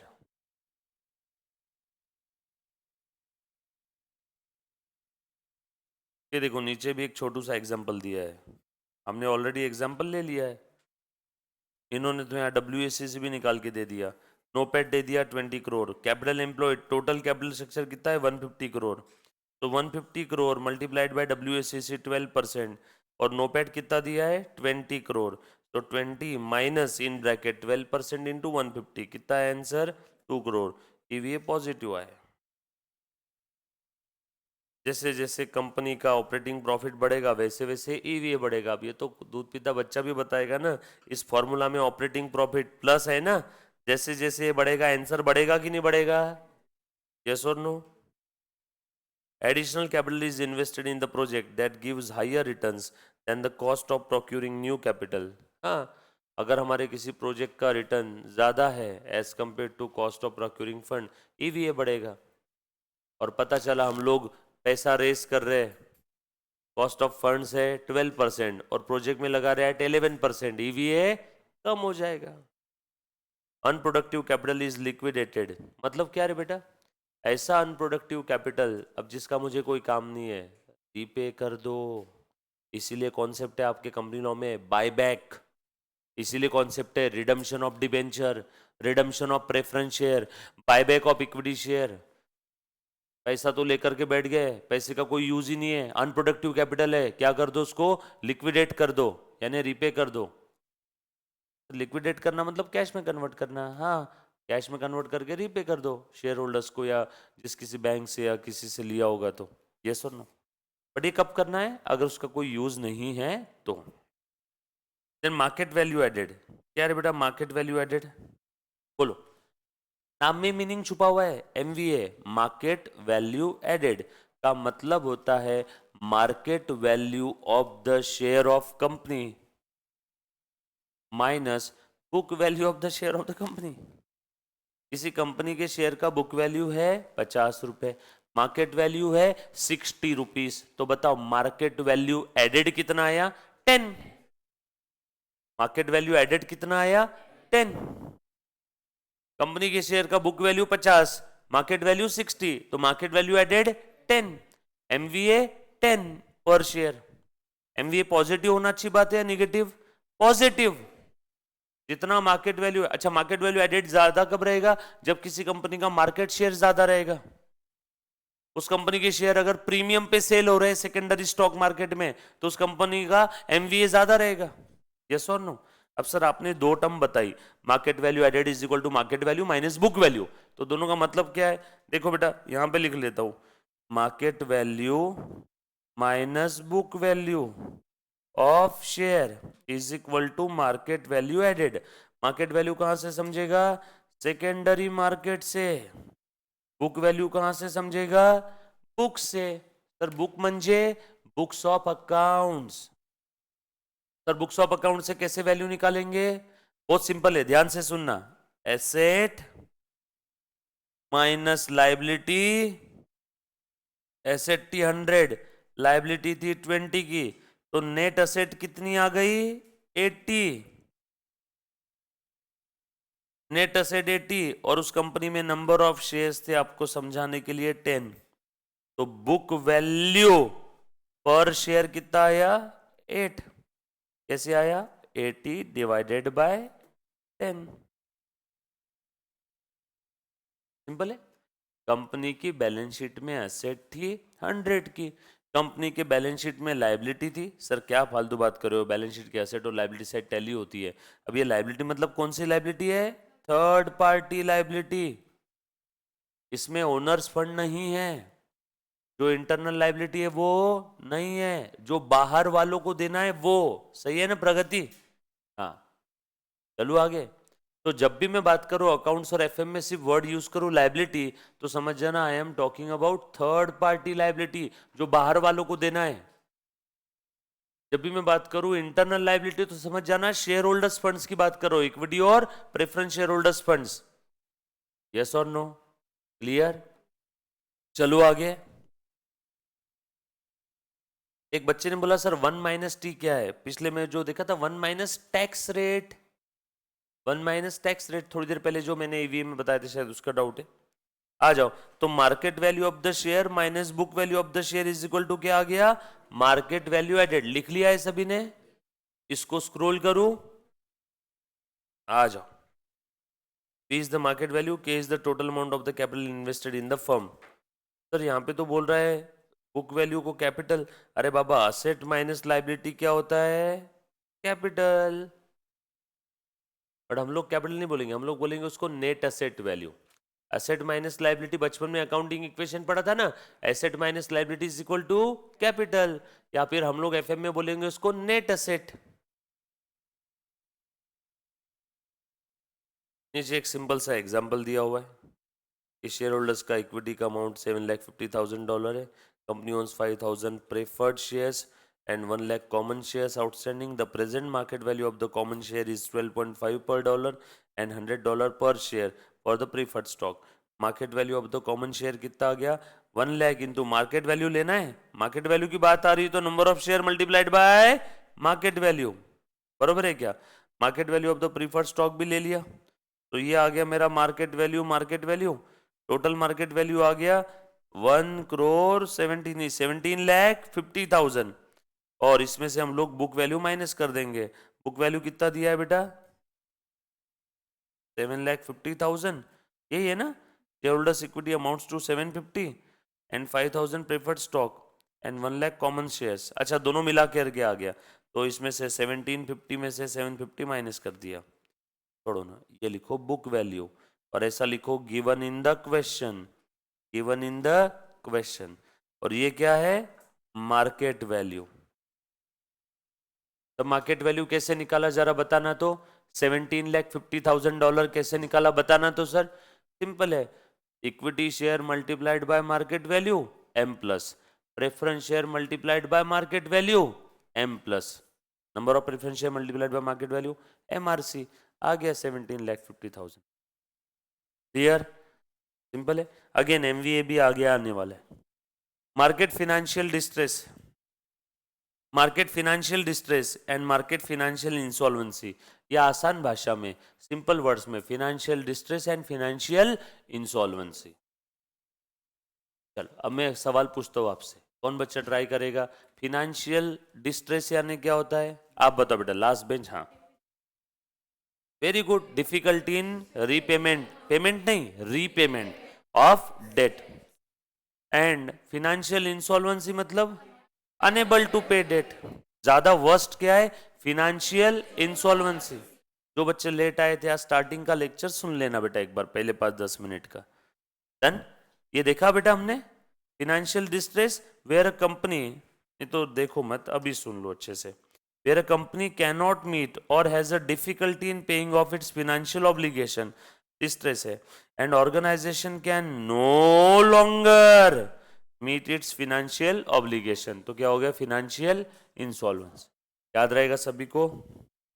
Role of financial manager, आगे जितने भी टॉपिक आएंगे वो सारे टॉपिक फिनेंशियल मैनेजर्स के रोल ही है। कैपिटल बजटिंग, इन्वेस्टिंग डिसीजन, कौन से सोर्सेस से फंड्स रेस करना है, कॉस्ट ऑफ कैपिटल, कौन से सोर्सेस से कितना रेस करना है, कैपिटल मिक्स, कैपिटल स्ट्रक्चर, ये सर नो, पैसा कमाने के बाद कितना डिविडेंड बांटना है, कितना रोकना है, डिविडेंड डिसीजन, डेटर्स को क्रेडिट पीरियड अलाउ करना कि नहीं करना, रिसीवेबल्स मैनेजमेंट, हमारे पास कैश और कुछ मार्केटेबल सिक्योरिटी है, उसका मैनेजमेंट कैसे करना, management of cash and marketable security, company ने वर्किंग कैपिटल के लिए कहाँ से पैसा रेस करना है, working capital management. Working capital का मतलब क्या है? Current assets minus current liability formula, मतलब बिजनेस को डे टू डे बेसिस पे ऑपरेट करने के लिए जो आपके कैश बॉक्स में फंड्स होने चाहिए, बेसिकली वो आपका वर्किंग कैपिटल है। तो यही सारे उसके रोल है। शेयर होल्डर्स का वेल्थ मैक्सिमाइज होना चाहिए अल्टीमेटली, यस और नो? तो ये उसके रोल है। Forecasting cash flow, raising funds, managing flow of internal funds. Flow of internal funds का एग्जांपल देता हूं, प्रॉफिट अर्न कर लिया, बांटना है कि रोकना है, flow of internal funds, yes और नो? एक वन ऑफ द एग्जांपल है, कंपनी के 5 डिपार्टमेंट है, हर डिपार्टमेंट वाले क्या करते हैं, साल के आखिरी में अपनी अपनी रिक्वायरमेंट दे देते हैं, है ना। फाइनेंस डिपार्टमेंट को बोलते हैं हमें इस बार इतना पैसा लगेगा, रिसर्च वाले बोल रहे हैं हमें इतना पैसा लगेगा।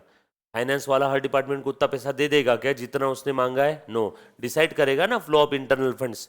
आप भी तो आपके पापा को घर पे बोलते हो कि पापा मुझे इतना इतना पैसा लगेगा, आपकी सिस्टर या भाई भी बोलता है मुझे इतना इतना पैसा लगेगा, मॉम बोलती है कि अरे रुको अभी मुझे इस साल ये खर्चे, घर की पेंटिंग करवानी है, ग्रोसरी का हर मंथ का इतना है, मुझे इतना पैसा लगेगा। वो सब इंटरनल फंड्स के फ्लो है। सबने जितना जितना मांगा उतना उतना उसको मिल जाता है क्या? नो। भले आपके पापा के पास पैसे रहते हैं बट वो सबको उतना नहीं देते जितना उसने मांगा है, वरना वैल्यू खत्म हो जाएगी। थोड़ा कम देते हैं उससे। मैं मेरे पापा को बचपन में पैसे मांगता था, पापा मेरे को दो वो स्कूल के बाहर वो बोर और वो काउट रहते, खाउट को क्या बोलते थे तुम लोग? खवट बोलते ना, वो खाने के लिए 50 पैसे मांगता था, साला 25 पैसे मिलते थे, वही था। और तब चलते भी थे, 5 पैसे में वो किस्मी बार आती थी। अब तो क्या मेरे ख्याल से 50 पैसे या 1 रुपए की आती है। यस और नो? बहुत सारी चीजें थी। तो जिसने जितना पैसा मांगा इंटरनल फंड्स उतने फ्लो नहीं होते, थोड़े कम देते। तो कम क्यों देते? क्योंकि अवेलेबल रिसोर्सेज के अंदर में काम करना सीख लेते हैं वो लोग। क्योंकि आप जब भी देखोगे कि फंड्स आपके पास ज्यादा आ गए तो आप स्पेंड ज्यादा करोगे। फंड्स आपके पास ज्यादा है तो आप क्या करते हो? स्पेंड ज्यादा करते हो।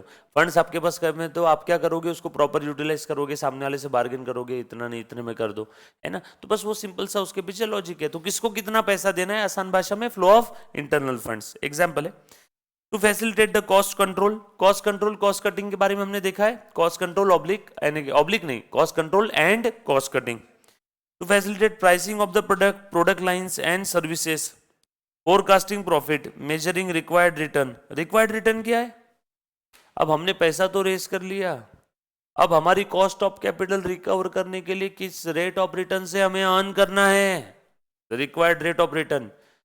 ये भी फाइनेंस मैनेजर बता देता है। फाइनेंस मैनेजर बोल देगा कि हे कंपनी सुन, हमने जो फंड्स रेस किया है ना, 4 अलग अलग सोर्सेस से रेस किया। थोड़ी देर पहले वाला ईवी का एग्जांपल, चारों की जो ऑन एन एवरेज कॉस्ट है वो 9.5% है, और हम लोगों को डिविडेंड भी देना है। ऑन एन एवरेज आपने 12-13% तो भी अर्न कर लेना, ताकि वो 9.5% की कॉस्ट रिकवर हो जाए। तो कितना आपको अर्न करना है, रिक्वायर्ड वो भी आपको फाइनेंस मैनेजर बता देता है। Most important role. नहीं तो कंपनी के डायरेक्टर को समझेगा ही नहीं। फंड्स रेस कर लिए 500 करोड़, कॉस्ट है 9.5%, मजे में 500 करोड़ आ गए बैंक अकाउंट में, अब कर रहे धंधा, और बाद में पता चला साल के आखिर में 8% का रिटर्न अर्न किया, लॉस में चले जाएंगे ना। तो रिक्वायर्ड रेट ऑफ रिटर्न, या उसी को हम लोग क्या बोलते हैं, कट ऑफ रिटर्न, कि हे कंपनी इससे कम नहीं अर्न करना वरना आप लॉस में चले जाएंगे। ये तो रिक्वायर्ड है, मस्ट है, इतना निकालेंगे हम लोग आगे के topics. Managing asset, asset manage करने का भी काम। अब एसेट मैनेज करना मतलब एसेट की सर्विसिंग थोड़ी करवाता है जाके, यस और no.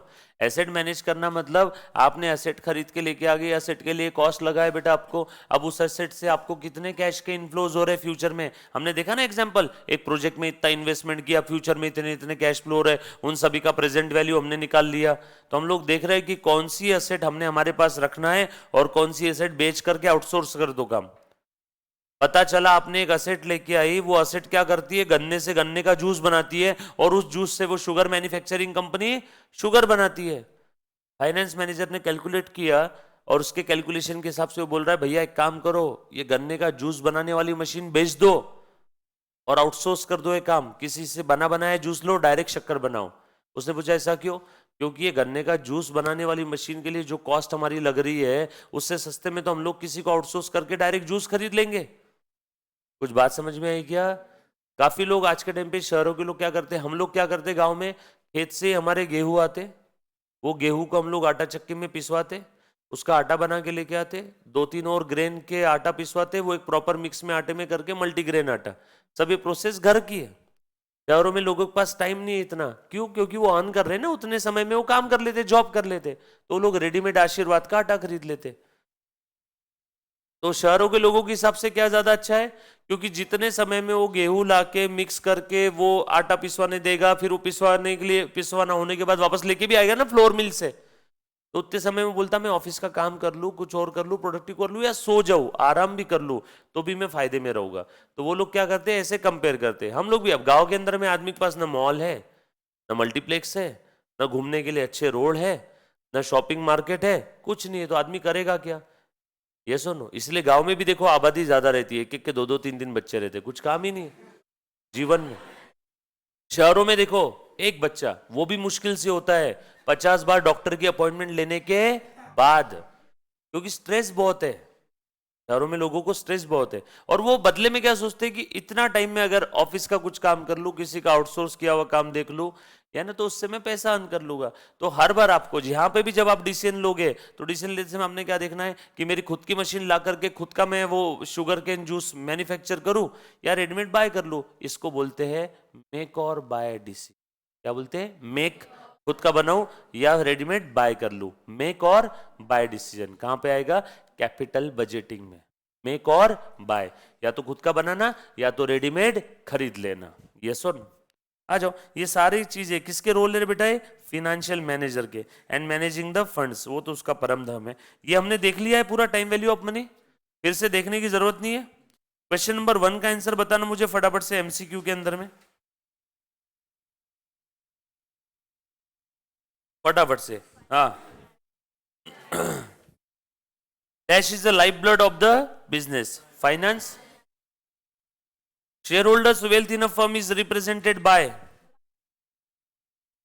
very good, market price per share multiplied by number of share, number of common stock. Yes or no? Market price per share of the firm's common stock. Fourth option क्या? Done. Next. Financial management is the study of process of procuring and judicious use of the financial resources. Yes. Undertake to maximize the value of the firm's owners. Yes. So both 1 and 2. Next. To increase the given present value, the discount rate. इसका जवाब कौन बच्चा देगा? क्या बात कर रहे हो? हाँ बोलो। और कोई अपवर्ड वाला है? हाँ बोल बेटे, लास्ट में उधर। सभी का आंसर सेम है? किस किस बच्चे का आंसर आया है इसमें बताओ, क्वेश्चन नंबर 4 का? हाँ हाथ रेज करो ना, किसी किसने आंसर दिया अभी। डाउनवर्ड कौन कौन बच्चा बोला? अरे घबराओ मत यार। हाँ 1 2 3 4 5, बाकी बच्चों का आंसर नहीं आया। अच्छा सर, सवाल ही नहीं समझा हम लोगों को। To increase the given present value, discount rate should be adjusted upward या डाउनवर्ड। अब सवाल नहीं समझा तो जो उसमें बोला एक्चुअल में लिख के देख लो ना, अभी समझ में आ जाएगा। ये देखो, 100, 10%, प्रेजेंट वैल्यू, फ्यूचर वैल्यू 110, बरोबर है? फ्यूचर वैल्यू क्या है? 110। फ्यूचर वैल्यू क्या है? 110। रेट को मैं एक काम करता हूं, बढ़ा देता हूं, चलेगा क्या? रेट को बढ़ा दो 15% करता हूं, तो बताओ तो प्रेजेंट वैल्यू कितना हो जाएगा? रेट मैंने बढ़ाया है, रेट मैंने बढ़ाया है, तो प्रेजेंट वैल्यू क्या हो जाएगा? सर कैसे निकालना है प्रेजेंट वैल्यू? अरे बाबा ये 110 कितना है? Divided by 1.15। तो बताओ प्रेजेंट वैल्यू, एक साल ही पीछे जाना है ना, एक बार इक्वल टू कितना आया? 95.6। Very good. ओहो, मतलब रेट, डिस्काउंट रेट अगर बढ़ा है तो प्रेजेंट वैल्यू क्या होती है? कम। कॉमन सेंस, डिस्काउंट ज्यादा रहेगा तो वैल्यू कम हो जाएगी ना, तो वही तो पूछा है।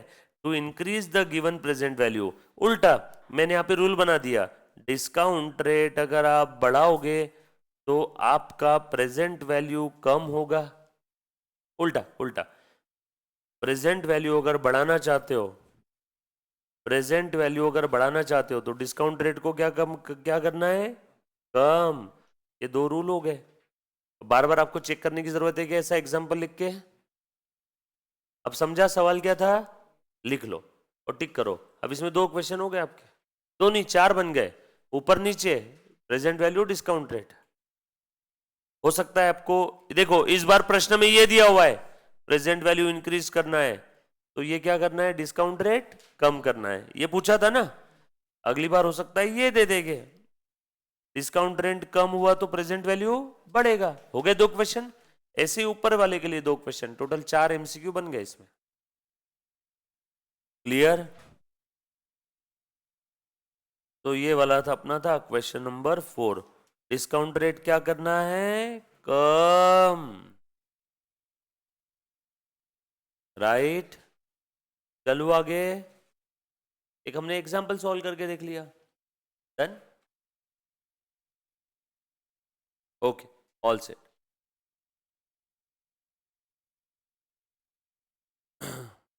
Done. Next 5।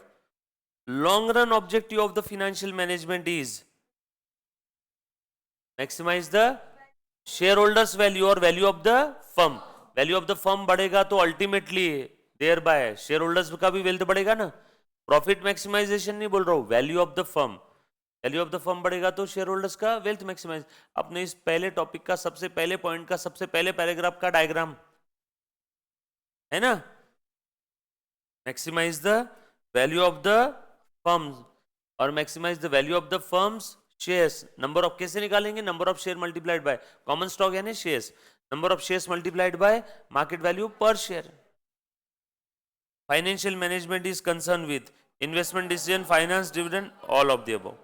Procurement of the funds inter alia includes among the others क्या क्या आता है और क्या क्या आता है? Procurement of the funds includes identification of the sources of finance, yes ये भी आ जाएगा। Determination of finance mix, determination of finance mix का मतलब है कौन से सोर्स से कितना रेस करना है। मुझे जरूरत है 50 लाख की, मेरे पास सोर्सेस है 4, इक्विटी, प्रेफरेंस, बैंक लोन और डिबेंचर। तो मैंने सोचा इक्विटी शेयर से मैं रेस करूंगा 10 लाख, प्रेफरेंस शेयर से रेस करूंगा 15 लाख, यहां से रेस करूंगा 20 लाख और यहां से रेस करूंगा 5 लाख। इतना ज्यादा हो गया क्या? बराबर है ना? देखो तो 25 और 10 25। तो ये क्या है मालूम है क्या? ये ये ये ये ये इसको हम लोग बोलेंगे फाइनेंस मिक्स। कहां से कितना रेस किया को बोलते हैं फाइनेंस मिक्स। क्यूमुलेटिवली इसको बोल देंगे capital structure of that company. कौन से सोर्स से कितना रेस किया is the capital structure of that company. और उस मिक्स को फाइनेंस मिक्स परसेंटेज में बताना है तो 50 में से 20 यानी 40% डिबेंचर, 50 में से 5 यानी 10% बैंक लोन। 50 में से 5 यानी 10% ना, 50 में से 10 यानी 20% इक्विटी और बचा हुआ प्रेफरेंस शेयर कैपिटल। सही है। फाइनेंस मिक्स क्या होता है समझ में आया? फाइनेंस मिक्स वापस कहां पे देखेंगे? कैपिटल स्ट्रक्चर में। आ जाओ। Procurement of the funds internally includes identification of the finance, determination of finance mix, raising of the funds, division of the profit, division of the profit between the dividend and retention। मतलब क्या रे? कितना बांटना है और कितना रोकना है of the profit for internal fund generation। Internal fund generation को अंडरलाइन करो और यहां पे लिखो सोर्स ऑफ फंड, ब्रैकेट में सिर्फ लिख देना इंटरनल। ये इंटरनल सोर्स ऑफ फंड है। सर समझा नहीं? सुनो, जब भी आपको पैसों की जरूरत पड़ती है तो आपके पास 2 रास्ते हैं, या तो एक्सटर्नल सोर्स ऑफ फंड या तो internal source of fund. External source of fund bank से ले लो, डिबेंचर से ले लो। इंटरनल सोर्स ऑफ फंड सबसे best example reserve surplus. Infosys का, टाटा का इंटरनल सोर्स ऑफ फंड से ही सारा काम हो जाता है। उनके पास पुराना इतना प्रॉफिट कमाया हुआ है, उनको बाहर के पैसों की जरूरत ही नहीं पड़ती है। Reserve surplus is the best example for internal sources of finance. खुद का पुराना कमाया हुआ पैसा यूज कर लो, किसी से 1 रुपया भी लेने की जरूरत नहीं है। खुद का पुराना पैसा है तो उसके लिए आप लोगों को ना डिविडेंड देना है ना इंटरेस्ट देना है। हाँ, बट उसकी कॉस्ट क्या है? Opportunity cost. काश वो पैसा कहीं और इन्वेस्ट करते तो वहां से जो कमाई होने वाली थी तो अब वो नहीं होगी, क्योंकि आपने वो पैसा यहाँ यूज कर लिया। समझ में आया क्या? इंटरनल सोर्सेस ऑफ फंड का बेस्ट एग्जांपल क्या है? Reserves and surplus. किसी बाहर वाले से, किसी से भी लेने की जरूरत नहीं है। In fact equity preference share holder से भी लेने की, नए इक्विटी शेयर भी इशू करने की जरूरत नहीं। हमारे पास खुद का रिजर्व सरप्लस ही बहुत है। ऐसा कौन कर सकता है? Ultra cash rich company. Yes और नो? उसके बाद तो यहाँ पे प्रोक्यूरमेंट ऑफ फंड में ये इंटरनल सोर्स ऑफ फंड, ये भी यहाँ से भी प्रोक्योर कर सकते हैं क्या? यस। तो ये भी है, ये भी है, ये भी है, ये भी है। तो ए बी सी डी सभी आ गया। उसके बाद market price of the share of the common stock is determined by, बोलो मार्केट प्राइस कहां समझते हैं? शेयर मार्केट से, सेकेंडरी मार्केट से। सेकेंडरी मार्केट में क्या होता है? लोग खरीद बेच करते हैं, डिमांड सप्लाई से समझ में आएगा ना? यस और no? So correct answer individual buying and selling of the stock. कोई बोर्ड ऑफ डायरेक्टर डिसाइड करते हैं क्या मार्केट प्राइस? नो। जो सेकेंडरी मार्केट में इंडिविजुअल्स या फिर जो भी फर्म है, जो कंपनीज है, किसी दूसरे कंपनी का शेयर खरीद रही बेच रही है, कोई बायर सेलर है, तो बस वो ऐसा समझना वहां पे इंडिविजुअल वर्ड की जगह क्या होना चाहिए था? बायर सेलर डिसाइड करते है ना। बायर सेलर बाय करते हैं, बायर बाय करेगा, सेलर सेल करेगा। तो डिमांड सप्लाई का रूल और बहुत सारे फैक्टर्स है, हजारों फैक्टर्स है कि जो शेयर मार्केट में शेयर्स की प्राइजेस को डिटरमाइन करते हैं। तो यहाँ पे बेस्ट ऑप्शन क्या है? Individuals buying and selling the stock. उसके बाद which of the following are the basic aspect of the financial management? Financial management का बेसिक एस्पेक्ट क्या है? Procurement of fund and appointment of the capable financial personal, effective use of the funds, increase the national resources, ये भी नहीं है। Financial personal को appoint करना, ये भी नहीं है। बेसिक ऑब्जेक्टिव हमने पढ़ा है ना, फंड्स कहाँ कहाँ से रेस करना और कहाँ कहाँ यूज करना। तो 1 and 3, 1 and 3।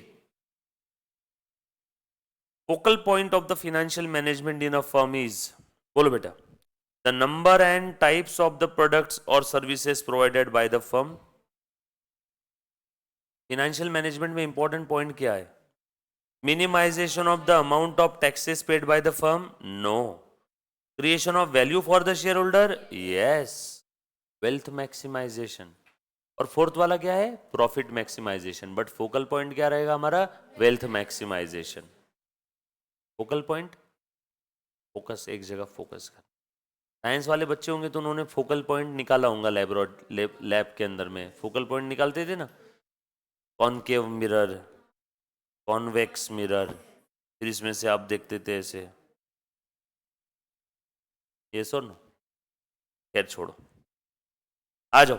A business organization can obtain a funds from issue of preference share, debenture, yes, loan from bank, all of the above. Decision function of the financial management can be broken down into the decisions. कौन कौन से decision है? Financing, investment, yes, ये दोनों है। Investing, financing, asset management, ये भी है। उसके बाद फाइनेंसिंग, डिविडेंड, ये भी है। Capital budgeting, cash management, credit management, ये भी है। बट मैक्सिमम, मोस्ट अप्रोप्रिएट, जिसमें मैक्सिमम चीजें कवर हो रही है, वो सेकेंड ऑप्शन है। इसमें सारी चीजें कवर हो रही है, वो कौन सा है? सेकेंड ऑप्शन है। उसके बाद statement number 1, since funds can be obtain from the different sources. बच्चों क्या बोला यहां पे? बताओ बताओ। Funds can be obtain from different different sources, yes. जो कि सिंस, जो कि फंड्स हम लोग अलग अलग सोर्सेस से ले सकते हैं। आगे क्या लिखा है? Therefore there procurement is always considered as a complex problem, complex problem और कॉम्प्लेक्स डिसीजन होना चाहिए था बाय द बिजनेस कंसर्न। ये इंपॉर्टेंट एरिया है, जो कि अलग अलग सोर्सेस से हम लोग फंड्स रेज कर सकते हैं, इसीलिए क्या है? इंपॉर्टेंट है, कॉम्प्लेक्स डिसीजन है। सही ये बात है, गलत कहाँ है? सर क्यों कॉम्प्लेक्स है, बताना जरा। क्योंकि सभी सोर्सेस की कॉस्ट अलग है, सभी सोर्सेस की रिस्क अलग अलग है। बताओ तो कैसे? इक्विटी, प्रेफरेंस, फिर मैं यहाँ पे एक काम करता हूँ, आपको इक्विटी और डिबेंचर ही लिखता हूँ। बताओ रिस्क के पॉइंट ऑफ व्यू से क्या ज्यादा अच्छा है? इक्विटी। कॉस्ट के पॉइंट ऑफ व्यू से क्या ज्यादा अच्छा है? डिबेंचर। और क्यों क्यों क्यों क्यों? कॉस्ट के पॉइंट ऑफ व्यू से इक्विटी क्यों नहीं अच्छा है? तो उनको तो दिया नहीं तो भी चलेगा, यस और नो। अब अच्छे से सुनना, कॉस्ट के पॉइंट ऑफ व्यू से इक्विटी क्यों अच्छा नहीं है। आप जो भी प्रॉफिट अर्न करते हो, भले ही आप बांटोगे नहीं, भले ही आप डिविडेंड बोल के नहीं बांटोगे, कहां पे रहेगा वो? आपके रिजर्व सरप्लस में। और बताओ रे जरा, रिजर्व सरप्लस भी किसका है तो शेयर होल्डर्स का ही। तो जो भी अर्न कर रहे हैं 100% शेयर होल्डर का है। आपने प्रॉफिट अर्न किया 100, तो पूरा का पूरा 100 प्रॉफिट किसका है? शेयर होल्डर्स का। फिर आप चाहे बांटो चाहे ना बांटो, बांटा तो डिविडेंड बोल के उनको मिल जाएगा, नहीं बांटा तो रिजर्व सरप्लस भी है तो शेयर होल्डर्स का ही। तो कॉस्ट कितना महंगा है, तुम समझ में आ रहा है? तुम लोग इक्विटी बहुत महंगा है as compare to debenture, yes और नो। लेकिन आपने प्रॉफिट अर्न किया 100, आपकी इंटरेस्ट कॉस्ट आई 20, तो डिबेंचर होल्डर्स ऐसा बोलेंगे क्या? नहीं नहीं, इस बार आपने ज्यादा प्रॉफिट अर्न किया तो मुझे ज्यादा इंटरेस्ट दो। नो, ऐसा नहीं बोलेंगे। आपने प्रॉफिट 10 करोड़ अर्न किया तो भी डिबेंचर की कॉस्ट कितनी है? 20। आपने प्रॉफिट 1000 करोड़ अर्न किया तो भी डिबेंचर की कॉस्ट कितनी है? 20। मैंने ज्यादा प्रॉफिट अर्न कर लिया तो बैंक बोलती कि अच्छा इस बार ज्यादा प्रॉफिट अर्न किया, चलो ज्यादा इंटरेस्ट दे दो। ए हेलो, प्लीज आवाज मत करो। आपने ज्यादा प्रॉफिट अर्न किया तो बैंक आपको ज्यादा इंटरेस्ट डिमांड करेगी क्या? नो। इसीलिए प्लीज ध्यान से सुनना, लेकिन आपने ज्यादा प्रॉफिट अर्न किया तो इक्विटी शेयर होल्डर्स ज्यादा डिविडेंड एक्सपेक्ट करेंगे क्या? लालच आ जाएगा ना, कंपनी ने बहुत प्रॉफिट अर्न किया और हम लोग ही तो मालिक है कंपनी के, तो हम लोगों को डिविडेंड भी कैसे चाहिए? ज्यादा चाहिए, यस और नो। कुछ बात समझ में आया क्या? इसलिए इक्विटी हमेशा महंगा है एज कंपेयर टू डिबेंचर, क्योंकि आपने अगर प्रॉफिट जितना भी अर्न किया पूरा का पूरा किसका है? इक्विटी शेयर होल्डर्स का, equity and preference share holders का। लेकिन जितना आपने अर्न किया पूरा का पूरा बैंक वालों को देने की जरूरत नहीं है। कुछ बात समझ में आई सभी को? इसलिए इक्विटी महंगा है as compare to debenture, but risk के मामले में इक्विटी ज्यादा अच्छा है, कॉस्ट के मामले में इक्विटी बुरा है। रिस्क के मामले में अच्छा क्यों है? प्रॉफिट नहीं हुआ तो नहीं देना है, हुआ तो देंगे। लेकिन उस मामले में डिबेंचर बुरा है, क्यों? प्रॉफिट हो चाहे ना हो, इंटरेस्ट तो झक मार के देना ही पड़ेगा। तो इसीलिए अब बताओ क्या लूं, इक्विटी से पैसा रेस करूं या डिबेंचर से? हम तो धर्म संकट में आ गए, कभी कभी ये अच्छा ये बुरा, कभी कभी ये अच्छा ये बुरा। इसीलिए इस डिसीजन को कॉम्प्लेक्स डिसीजन बोला गया है। सही बात है। डिटेल में कहा देखेंगे इसको? कैपिटल स्ट्रक्चर में। आ जाओ। तो ये पहला वाला सेंटेंस तो बिल्कुल ट्रू है। पहले वाले सेंटेंस में ये भी बता दिया कि अलग अलग सोर्सेज से रेस करते हैं, इसीलिए कॉम्प्लेक्स है, डिसाइड करना मुश्किल होता है, इसीलिए तो बड़े बड़े कंपनी में फाइनेंशियल मैनेजर अपॉइंट किए जाते हैं कि भैया अब तू बता कि कहां से रेस करना है। दूसरा सेंटेंस में लिखा है funds produce from different sources have different characteristics और इन टर्म्स ऑफ रिस्क, देखो देखो देखो, इन टर्म्स ऑफ कॉस्ट, देखो देखो दिख रहा है क्या? एंड कंट्रोल, कंट्रोल के पॉइंट ऑफ व्यू से बताओ तो कौन सा अच्छा है? ये अच्छा है, ये बुरा है। कंट्रोल के पॉइंट ऑफ व्यू से डिबेंचर क्यों अच्छा बोला सर आपने? क्योंकि डिबेंचर होल्डर्स को ओनरशिप देने की जरूरत नहीं है। लेकिन अगर इक्विटी शेयर से हमने फंड रेस किया तो उन गधों को ओनरशिप भी देनी पड़ेगी क्या? कुछ बात समझ में आ रही? तो कंट्रोल के पॉइंट ऑफ व्यू से कौन सा अच्छा है? इक्विटी और डिबेंचर? डिबेंचर। कॉस्ट के पॉइंट ऑफ व्यू से डिबेंचर, रिस्क के पॉइंट ऑफ व्यू से इक्विटी। और इसीलिए ये कॉम्प्लेक्स डिसीजन है। तो फर्स्ट वाला सेंटेंस ट्रू है, सेकंड वाला भी ट्रू है, और सेकंड वाला सेंटेंस फर्स्ट वाले में क्या बोला है? कॉम्प्लेक्स है। कॉम्प्लेक्स क्यों है? उसके पीछे की वजह, सबकी रिस्क अलग, सबकी कॉस्ट अलग, सबके कंट्रोल पॉइंट ऑफ व्यू से डिसीजन, मतलब क्या कहते हैं, नजरिया अलग अलग है। तो फर्स्ट वाला सेकंड वाला दोनों ट्रू है, और सेकंड वाला फर्स्ट वाले का रीजन है। क्यों कॉम्प्लेक्स है? उसके पीछे का रीजन क्या है? सबकी कॉस्ट कंट्रोल रिस्क अलग अलग है, इसीलिए कॉम्प्लेक्स है। सबका अगर कॉस्ट कंट्रोल रिस्क फैक्टर एक ही रहता तो कॉम्प्लेक्स कुछ था ही नहीं। समझ में आ रहा है क्या? सबके कैरेक्टरिस्टिक्स अलग अलग है। सोचो ना कितनी मुश्किल में पड़ जाऊंगा मगर अगर मुझे आलिया और कटरीना दोनों ने बोला हम शादी करने के लिए तैयार है तुझसे, तो अब कितना कॉम्प्लेक्स डिसीजन है। कोई एक किस सेंस में किसी एक के साथ ज्यादा फायदा, किसी एक सेंस में किसी एक के साथ ज्यादा फायदा है। पैसे का अगर देखो तो कटरीना के पास बहुत पैसा है, एज देखूं तो आलिया ज्यादा अच्छी है, अगर गुण देखूं तो कटरीना ज्यादा अच्छी है ना, यस और नो? तो इसलिए कॉम्प्लेक्स डिसीजन है, मैं कंफ्यूज हो जाऊंगा, तो मैंने दोनों को कैंसिल कर दिया। पर वो पूछेंगे नहीं आपको। तो statement 1 and statement 2 both are correct and statement 2 support the statement 1। Next, बस हो गया बेटा। Funds raise by the issue of dash are based from the point of view of risk, based from the risk point of view of the company. बोलो बेटा, risk के point of view से क्या अच्छा है? अभी बताया था इक्विटी। फटाफट से जवाब दो, तो एक एक सेकंड में जवाब देना है, जल्दी जल्दी से। अब स्क्रीन पे लिखने का काम नहीं है, एक एक सेकंड में जवाब देना है सभी ने। अगला क्वेश्चन कहां तक हो गया बेटा आप लोगों का? 14। चलो जल्दी जल्दी से जवाब दो, 20 सेकंड में 20 क्वेश्चन खत्म होने चाहिए। 15, financial management is both art and science, देखा है हमने। देन 16, और 30-year बॉन्ड, 30 साल पहले एक बॉन्ड इशू किया है। आज अगर बॉन्ड इशू करता तो प्राइमरी कैपिटल मार्केट, 30 साल पहले बॉन्ड इशू किया तो सेकेंडरी कैपिटल मार्केट है। आज के लेक्चर में जो बच्चे लेट हो गए उन्होंने स्टार्टिंग का लेक्चर देखना है, हमने पढ़ा क्या आज? Very good. विच ऑफ, तो करेक्ट आंसर क्या रहेगा? 16 का fourth option, secondary capital market. अच्छा, थर्ड ऑप्शन में प्राइमरी शेयर मार्केट लिखा है, तो इस क्वेश्चन में अगर बॉन्ड की जगह शेयर रहता और अगर वो शेयर आज इशू किया रहता है तो प्राइमरी शेयर मार्केट, शेयर भूतकाल में पास्ट में ऑलरेडी इशू कर दिया तो सेकेंडरी शेयर मार्केट। उसके बाद मनी अपने आगे लिखा है 17 में, विच ऑफ द फॉलोइंग, 16 का आंसर क्या आया? Fourth. 17, which of the following is not a function, not a function of finance manager? Investor relation, credit and collection, investments, appointment of financial personal. तो फोर्थ वाला, फाइनेंशियल पर्सनल को appoint करना है financial manager का काम है क्या? No. उसका काम क्या है बेटा? पहले 3 ऑप्शन, और भी बहुत सारे बट पहले 3 ऑप्शन भी आ जाएंगे। Money market mutual funds are also known as finance company? No. Enable individuals and small businesses to invest indirectly in the money market instrument.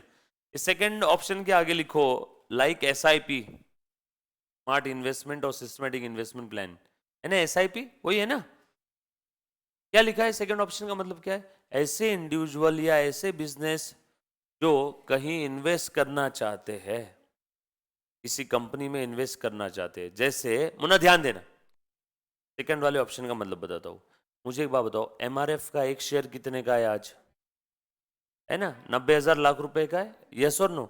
अब मेरे पास उतना पैसा नहीं है कि मैं MRF का एक भी शेयर खरीद सकूं, लेकिन मुझे तो MRF में ही इन्वेस्ट करना है, और मेरे पास कितना रुपया है? 10 रुपए। तो 0.1 शेयर मिलेगा क्या? नो, सॉरी, मेरे पास 10,000 रुपए, बट मुझे MRF में इन्वेस्ट करना है। उसका एक शेयर भी आएगा कि 10,000 में? नो, बट मुझे इन्वेस्ट कहां करना है? MRF में ही करना है। तो मैं डायरेक्टली MRF से शेयर नहीं ले सकता हूं। स्टॉक मार्केट में गया, MRF का एक शेयर खरीदने जाऊं तो मैं नहीं खरीद पाऊंगा, क्योंकि मेरे पास फंड्स कितने हैं? 10,000। तो मैं इनडायरेक्टली MRF का शेयर लूंगा। कैसे? मेरे जैसे और कितने लोग थे लुक्के जो MRF का शेयर नहीं ले सकते थे? 10 लोग। उन सभी से मैंने 10,000 कलेक्ट किए, 1 लाख रुपए हो गया। म्यूचुअल फंड कंपनी को 1 लाख रुपए आ गए। म्यूचुअल फंड कंपनी अब MRF का एक शेयर खरीद लेगी हमारे बिहाफ में। तो हमने MRF का शेयर कैसे लिया? इनडायरेक्टली। समझ में आया क्या?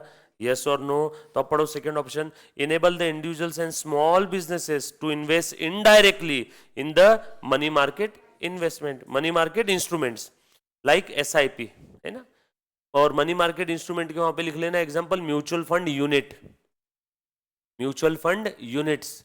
जैसे शेयर्स होते हैं ना, वैसे म्यूचुअल फंड के क्या होते हैं? यूनिट्स। तो मनी मार्केट म्यूचुअल फंड के लिए बेस्ट ऑप्शन क्या रहेगा? सेकंड वाला ऑप्शन। आगे आने वाला है, टिक कर दो second option.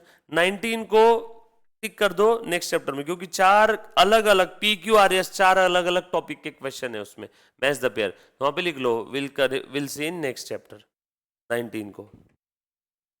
The purpose of financial market is to, बोलो बेटा फाइनेंशियल मार्केट का पर्पस क्या है? Increase the price of common stock? No. Financial market का क्या प्राइसेस बढ़ाना होता है क्या पर्पस? नो। दूसरा, lower the yield on bonds? No. Allocate the saving efficiently? Yes, easy.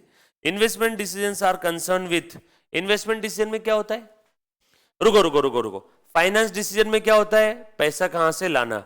Investment decision में क्या होता है? पैसा कहां इन्वेस्ट करना। तो correct answer will B first option, efficient investment or efficient allocation of the funds. 22. Dash ensures firm utilizes its available resources most efficiently under the condition of competitive market. अगर ऐसा लिखा रहता कि डैश इंश्योर्स कॉमन स्टॉक की price बढ़नी चाहिए या फिर डैश इंश्योर्स शेयर होल्डर्स का वेल्थ मैक्सिमाइज होना चाहिए, तो करेक्ट आंसर होता था वेल्थ मैक्सिमाइजेशन. बट यहाँ पे ये नहीं बोला. यहाँ पे क्या बोला है? क्या? Dash ensures the firm utilize its available resources in efficient manner. इसका अर्थ बताता हूं. Utilization of resources in efficient manner, इस सेंटेंस को अंडरलाइन करके एरो बना करके लिखो. Utilization of the resources in efficient जोड़ के मत लिख देना, उल्टा हो जाएगा मीनिंग. इन स्पेस देना, आगे लिखना एफिशिएंट मैनर, है ना. अंडरलाइन किया ना इसको. इसका मतलब होता है ताकि रिटर्न ज्यादा और कॉस्ट कम. इसका मतलब क्या है? अंडरलाइन करो और ऐसा लिखो, रिटर्न ज्यादा कॉस्ट कम. रिटर्न ज्यादा होने चाहिए और कॉस्ट कम होनी चाहिए. बरोबर है. ऐसा कहां पे होता है?